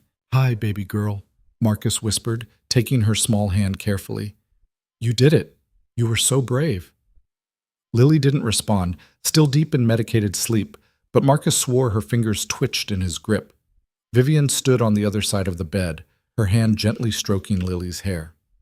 We're here, sweetheart. We're right here, and we're not going anywhere. The hours that followed were a blur of medical updates, ICU protocols, and cautious optimism. Lily's vitals remained strong. Her incision was healing well. The surgical repairs were holding perfectly. When Lily finally opened her eyes 30 hours after surgery, groggy and confused but alive, Marcus felt something fundamental shift in his understanding of the universe. His daughter had faced the most terrifying challenge of her young life and emerged victorious. She would have scars, would need time to heal, but she had a future now. A real future, unlimited by a broken heart. Daddy? Lily's voice was barely a whisper. Did it work? It worked perfectly, baby. Your heart is fixed. Does this mean I can play soccer? Marcus laughed through his tears. Eventually, yes. Once you heal up. Lily's gaze drifted to Vivian, who was holding Mr. Triceratops. You stayed. Of course I stayed, Vivian said softly, leaning down to kiss Lily's forehead. I promised, didn't I? I love you, Lily whispered, her eyes already closing again as exhaustion pulled her back under. Vivian's composure shattered completely. She sank into the chair beside Lily's bed, tears streaming down her face. I love you too, sweetheart. So very much. Marcus watched his wife cry over their daughter and felt his heart expand with an emotion so powerful it threatened to overwhelm him. This was his family. Not the arrangement they'd started with, not the contract they'd signed, but a real, genuine family forged through crisis and strengthened by love. They'd survived the surgery. They'd survived Richard's attacks. They'd survived media scrutiny and board challenges and their own fears about whether this unconventional relationship could possibly work. And somehow, against all odds, they'd become exactly what they'd been pretending to be all along. A family. Lily's recovery was slow but steady, each day bringing small victories that felt monumental. The first time she sat up without wincing. The first time she walked the hospital corridor with only minimal assistance. The first time she laughed at one of Marcus's terrible jokes without clutching her chest in pain. Each milestone was a gift, a promise of the future they'd all fought so hard to secure. 2 weeks after the surgery, Doctor. Chen cleared Lily to go home with strict instructions for rest and gradual activity increases. Marcus and Vivian transformed the penthouse into a recovery haven, setting up Lily's bedroom with everything she might need within easy reach, and installing a baby monitor so they could hear if she needed anything during the night. This is kind of like being a queen, Lily observed from her bed, surrounded by pillows and stuffed dinosaurs, a tray of carefully portioned healthy snacks on her lap. Everyone brings me things and asks if I'm comfortable. Enjoy it while it lasts, Marcus said with a smile. Once Dr. Chen clears you for normal activity, you're back to making your own bed and doing homework at the table like everyone else. Can I at least keep the special bell Vivian gave me? Vivian looked up from her laptop, where she was working from Lily's bedside so the girl wouldn't feel isolated. The bell was specifically for recovery. Once you're healed, you'll have to use your voice like the rest of us. But it's such a pretty bell, Lily said, giving it a small ring that produced a clear, melodic chime. Fine, you can keep the bell, but only for non-emergency requests. Vivian's tone was stern, but her eyes were warm with affection. Marcus watched them interact with a contentment he'd never imagined possible 6 months ago. His daughter and his wife bantering about bells and privileges while Lily's newly repaired heart beat strong and steady. It felt like a dream, the kind he'd stopped letting himself have after Sarah died. The peaceful recovery period lasted exactly 12 days before reality intruded in the form of a phone call from Marcus's lawyer. "Marcus, we need to discuss the dissolution agreement you and Vivian signed," the lawyer said, his tone apologetic. "The one-year mark is approaching in 3 weeks. According to the contract, you need to either renew the arrangement or begin divorce proceedings within 30 days of the anniversary." Marcus felt his stomach drop. He'd completely forgotten about the contract, about the carefully negotiated terms that were supposed to govern their arrangement. In the chaos of board meetings and surgery preparations and falling in love, the legal framework of their marriage had become irrelevant. Except apparently, it wasn't irrelevant at all. "I need to talk to Vivian," Marcus said. "Can we push the timeline?" "Not without both parties agreeing to an amendment. The contract is pretty airtight. Either party can invoke it and force the issue." After the call ended, Marcus sat with the knowledge like a weight on his chest.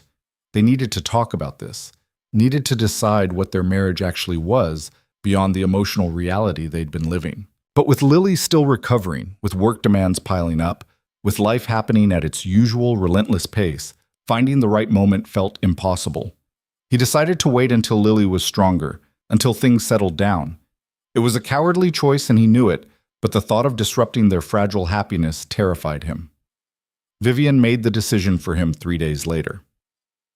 Marcus came home from the office to find Vivian in her study, the original contract spread out on her desk. She looked up when he entered, her expression unreadable. "Your lawyer called mine," she said quietly. "About the contract timeline." "Vivian, I was going to talk to you about that." "Were you? Or were you going to let it sit until the deadline forced our hand?" There was no accusation in her voice, just weary understanding. "Marcus, we need to address this. We can't keep living in limbo." Marcus closed the door and sat across from her. "You're right. I was avoiding it because I didn't want to disrupt what we have. Things are good. Lily's healing. Work is stable. I didn't want to risk that by bringing up a contract that feels irrelevant now. But it's not irrelevant. It's the legal foundation of our entire relationship." Vivian touched the papers gently. "This contract protected us both when we were strangers making a desperate bargain. But we're not strangers anymore." "No, we're not." "So what do we do, Marcus? Do we amend the contract? Extend the timeline? Or do we acknowledge that what we have now is so far beyond what this document contemplated that we need something entirely different?" Marcus looked at the woman across the desk from him. Not the CEO, not the stranger he'd drunkenly married, but Vivian, the person who'd defended his daughter, saved his career, shared blanket fort pizza dinners, and held his hand through the worst hours of his life. "I love you," he said simply, "not because of this contract or despite it. I love you because you're brilliant and fierce and surprisingly good at building pillow forts. I love the way you read Lily bedtime stories with complete seriousness, doing different voices for all the dinosaurs. I love that you transformed from someone who couldn't imagine having a family to someone who rearranged board meetings to attend a first-grade school concert." Vivian's eyes were bright with unshed tears. "Marcus, let me finish. I know this started as an arrangement, a solution to mutual problems, but it became real somewhere along the way. You became real to me, this family became real to me, and I don't want to lose it because a contract says our time is up." "You won't lose it," Vivian said, her voice thick with emotion, "because I love you too. I love the way you make terrible jokes to diffuse tension. I love how you advocate fiercely for what's right, even when it makes powerful enemies. I love watching you be Lily's father, patient and playful and endlessly devoted." She stood, moving around the desk to stand in front of him. "You taught me that control isn't the same as strength, that vulnerability can be a gift instead of a weakness. That family isn't something you're born into, but something you build with people who choose to stay." Marcus stood, taking her hands. "So where does that leave us with the contract?" "I think," Vivian said slowly, "we tear it up. We dissolve the arrangement and start fresh. Not as a CEO and an employee with a legal agreement, but as two people who love each other and want to build a real marriage. That's terrifying, Marcus admitted. Absolutely terrifying. No safety net, no predetermined exit strategy, no protection if things fall apart. Vivian smiled through her tears. Just two people choosing each other every day and hoping that's enough. It's more than enough. Marcus pulled her close, kissing her with all the emotion he couldn't put into words. When they pulled apart, both breathing hard, he rested his forehead against hers. So what now? Do we have some kind of ceremony? Make it official? Actually, Vivian said, a mischievous light entering her eyes, I had an idea about that, but it requires Lily's input. They found Lily in her room, ostensibly reading but actually eavesdropping as evidenced by how quickly she looked up when they entered. Were you two talking about mushy stuff? She asked bluntly. Very mushy stuff, Marcus confirmed, and we wanted to include you in a decision. Lily sat up straighter, interested. What decision? Vivian sat on the edge of the bed. Well, you know how Daddy and I got married very quickly before we really knew each other? Yeah, because you were helping each other. Exactly. But now we've gotten to know each other, and we've fallen in love for real. So we were thinking about having another wedding. A real one, with everyone we care about there to celebrate. What do you think? Lily's face split into the biggest smile Marcus had seen since before her surgery. Like a princess wedding with a big dress and flowers? If that's what we want, yes. Though I was thinking something simpler. Vivian glanced at Marcus. Something that feels authentic to who we actually are. Can I be in it? Lily asked eagerly. Like a flower girl or something? Actually, Marcus said, kneeling beside the bed, we were hoping you'd do something even more important. We want you to be part of the ceremony itself. Because this isn't just about Vivian and me getting married. It's about the three of us becoming a family officially. Really? Lily's eyes were wide with wonder. Really? Vivian confirmed. If you want that too. I definitely want that. Lily threw her arms around Vivian's neck, careful of her healing chest. Can we have dinosaur decorations? Marcus and Vivian exchanged amused glances. We can probably work in some subtle dinosaur themes, Marcus agreed. Over the next month, as Lily's strength continued to improve, they planned a ceremony that reflected who they'd become. Not the lavish society wedding that Vivian's position might have demanded, but an intimate gathering in the penthouse's rooftop garden with only the people who truly mattered. Patricia helped coordinate logistics while simultaneously running several major company initiatives. Dr. Sarah agreed to attend, bringing the medical monitoring equipment that would let Lily participate without risking her health. Mrs. Chen flew in from across the country, tears streaming down her weathered face when she saw how strong Lily had become. The morning of the ceremony, Marcus woke early and found himself standing at the windows, watching the sunrise paint the city in shades of gold and rose. A year ago, he'd been a broke single father with no prospects and a dying daughter. Now he was about to marry the love of his life. His daughter was healthy and thriving, and he had a career he was genuinely proud of. Having second thoughts? Vivian's voice came from behind him. Marcus turned to find her in her robe, her hair tousled from sleep, looking more beautiful than any billionaire CEO had a right to be. Not even close. Just thinking about how much can change in a year. Everything changed, Vivian agreed, moving to stand beside him. A year ago I was alone, married to my job, convinced that personal happiness was something other people got to have. And now? Now I'm standing in a penthouse with the man I love, about to renew vows with our daughter as a witness, and I've never been happier in my entire life. She leaned against him. It's still terrifying, though, choosing this without the safety net of a contract. We'll figure it out as we go. That's what families do. The ceremony took place as the sun began to set, golden light flooding the rooftop garden that had been transformed with simple, elegant flowers. And yes, a few subtle dinosaur touches that made Lily giggle with delight. The guest list was small, fewer than 20 people, but each one mattered. Lily stood between Marcus and Vivian, wearing a dress she'd helped pick out that had tiny dinosaur prints if you looked closely. Her scar was still visible above the neckline, a badge of courage she wore proudly. The officiant was an old friend of Vivian's father, someone who'd known her since childhood and had watched her build her empire. He smiled warmly at the three of them. We're here today to celebrate something extraordinary, he began. Not just a marriage, but a family that chose each other against all odds. Marcus, Vivian, you've already spoken vows to each other once before. Today, you speak them again, not out of desperation or convenience, but out of love and commitment. And Lily, you're an essential part of this ceremony, because a family is built together. Marcus took Vivian's hands, his heart pounding but his voice steady. Vivian, a year ago I married you in a moment of chaos and fear. Today I marry you with clarity and joy. You've shown me that strength isn't about control, but about courage. The courage to be vulnerable, to let people in, to build something real even when it's terrifying. You've been a partner in every sense, defending what we've built, fighting for our daughter, standing beside me through every challenge.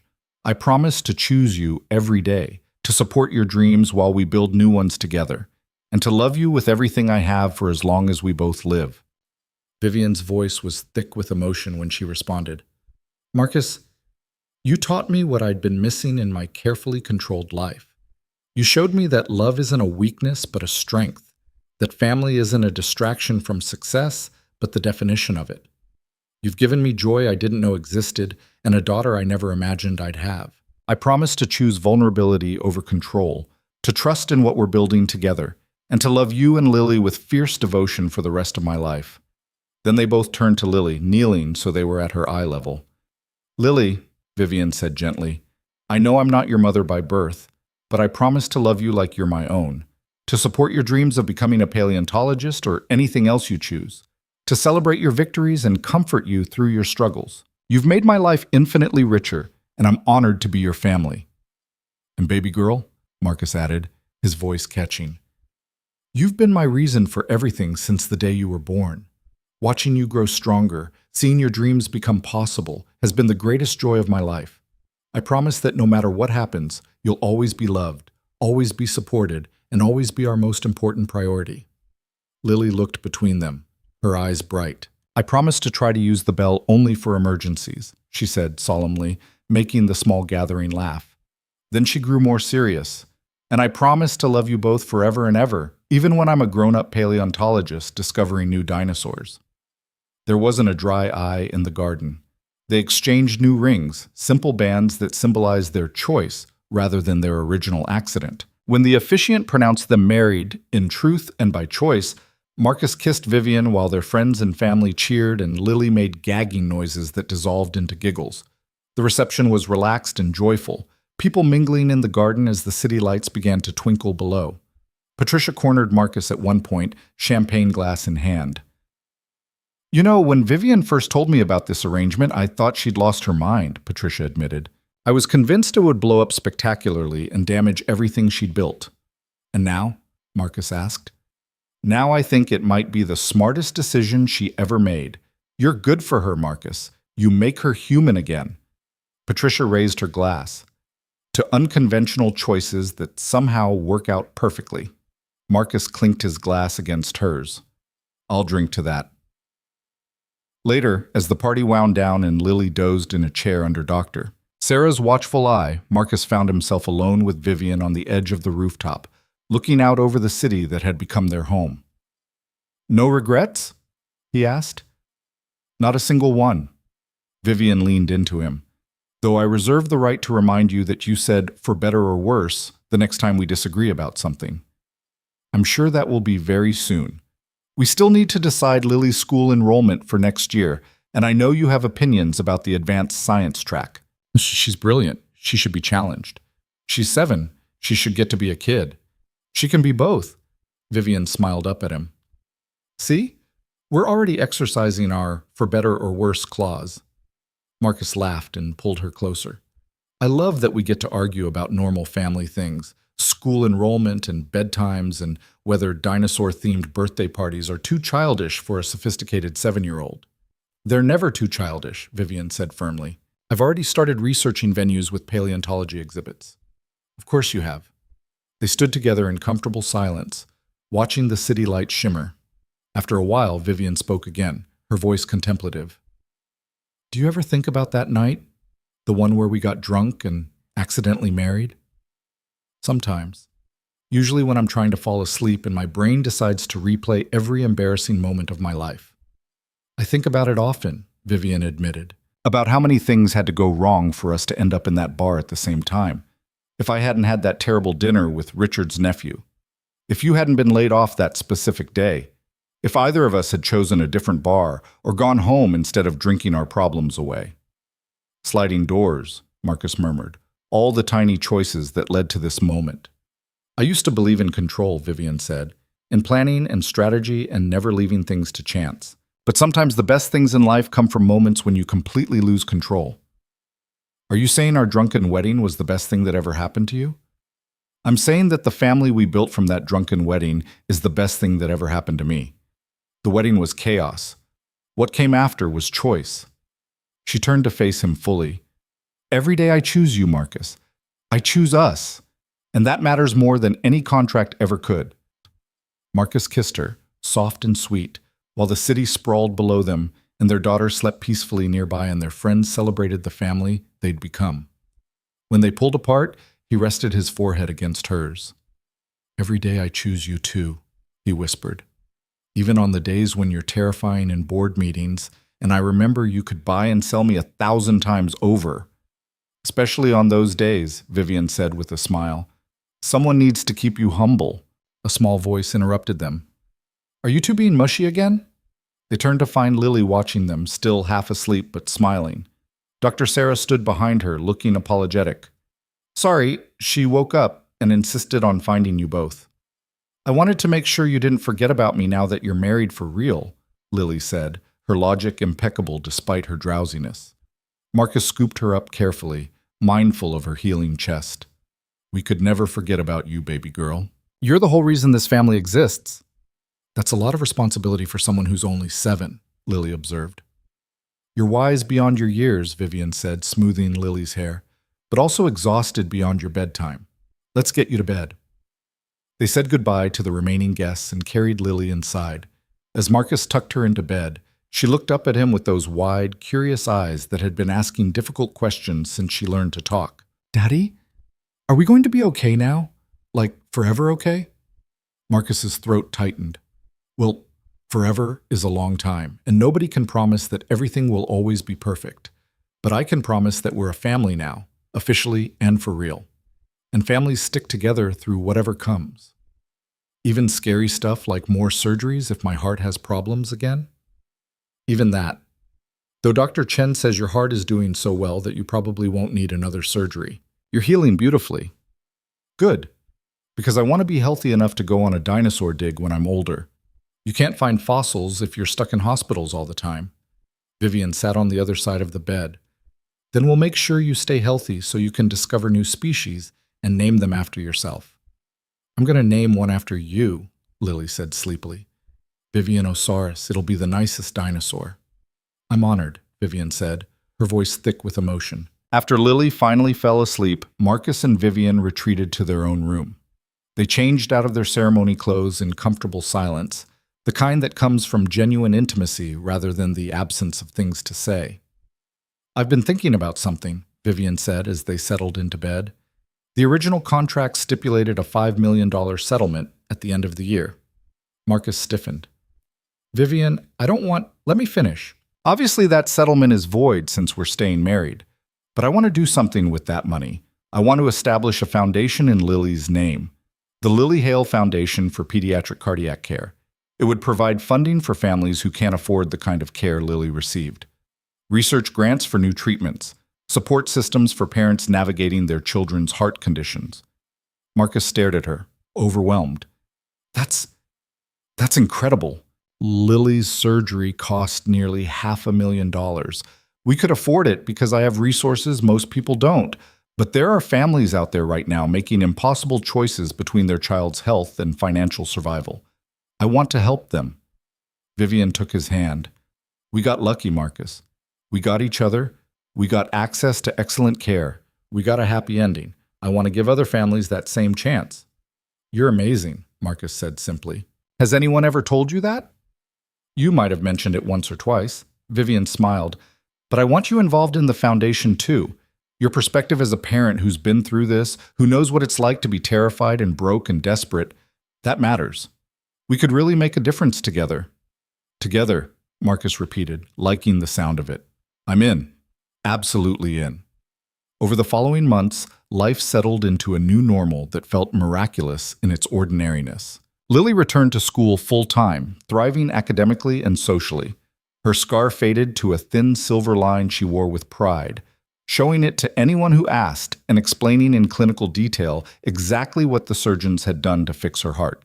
Marcus was promoted to vice president of operations after his efficiency analysis led to a complete restructuring that saved the company over $30 million in the first quarter alone. He hired a diverse team of analysts who shared his commitment to integrity and innovation, building a department culture that challenged the old guard mentality that had enabled corruption for so long.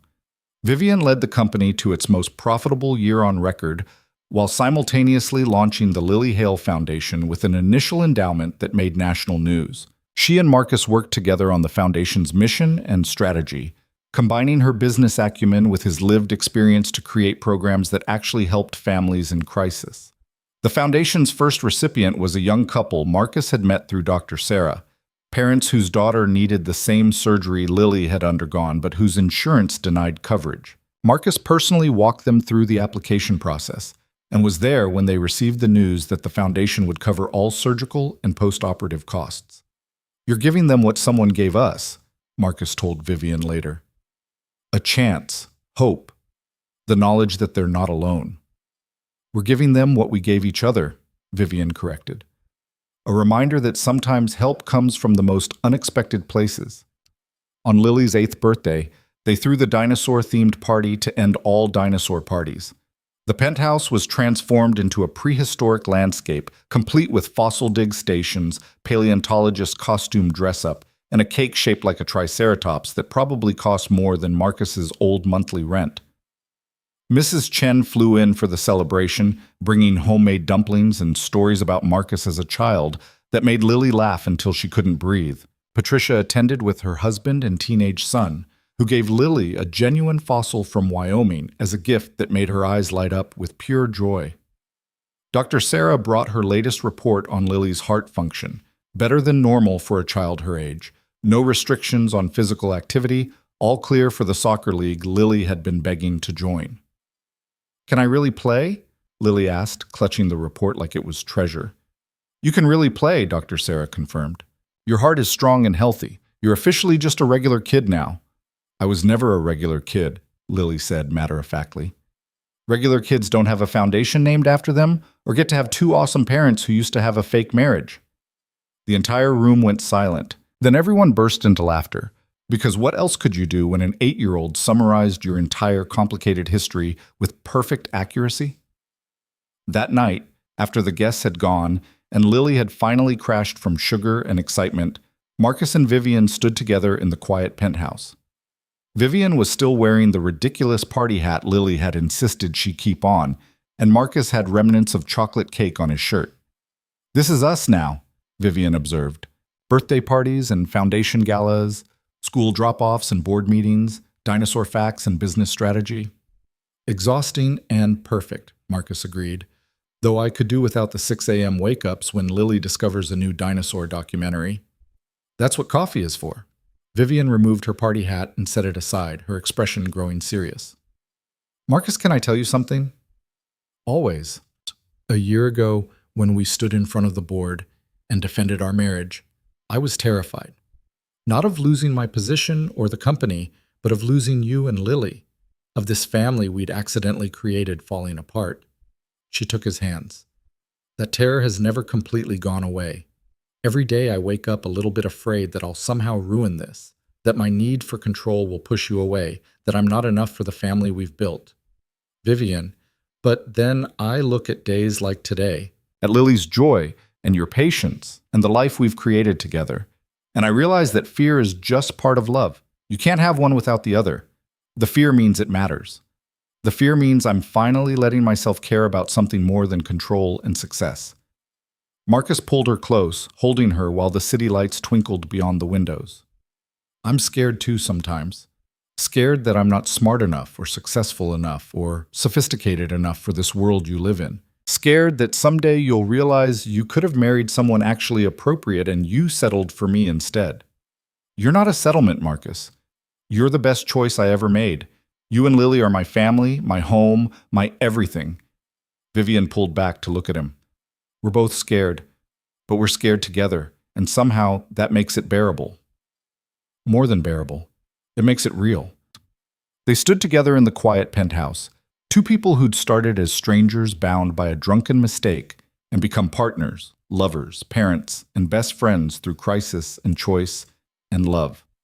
6 months later, on a crisp autumn afternoon, Marcus sat in the audience at Lily's first soccer game. She was small for her age and still learning the rules, but she ran with the abandon of a child who'd been told for years she might never run at all. When she scored her first goal, a lucky kick that somehow found the net despite her complete lack of technique, Marcus jumped to his feet cheering so loudly that several other parents stared. Vivian was beside him, equally enthusiastic despite her usual composed demeanor. She'd left an important investor meeting early to attend the game, and Marcus knew what that choice cost her. But she was here, cheering their daughter, choosing family over business just like she did every single day now. After the game, Lily ran to them, grass-stained and sweaty, and happier than Marcus had ever seen her. Did you see? Did you see my goal?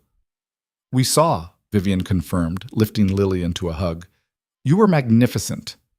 I'm going to be a soccer-playing paleontologist, Lily declared. I'll dig for fossils and then play in the World Cup.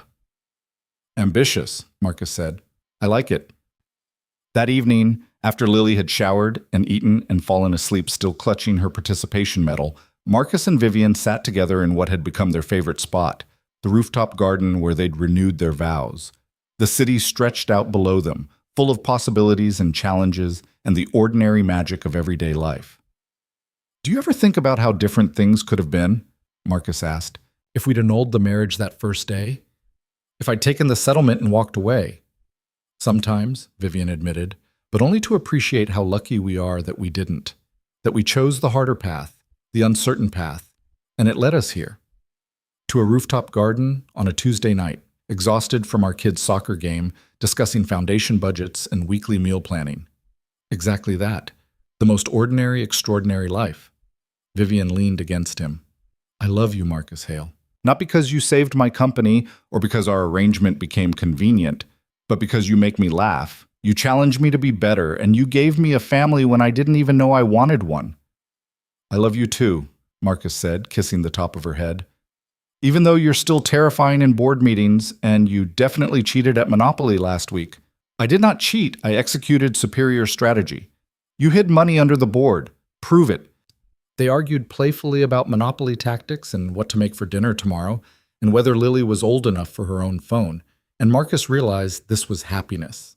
Not the dramatic moments of crisis and resolution, but the quiet, everyday choosing of each other over and over again. The accidental marriage that should have been a disaster had become the foundation of a life neither of them could have planned, but both of them cherished. They'd started as strangers making a desperate bargain in a drunken moment of poor judgment. They'd become partners navigating corporate politics and medical crises. And somewhere along the way, they'd become a family, real, messy, imperfect, and absolutely perfect for them. Years would pass.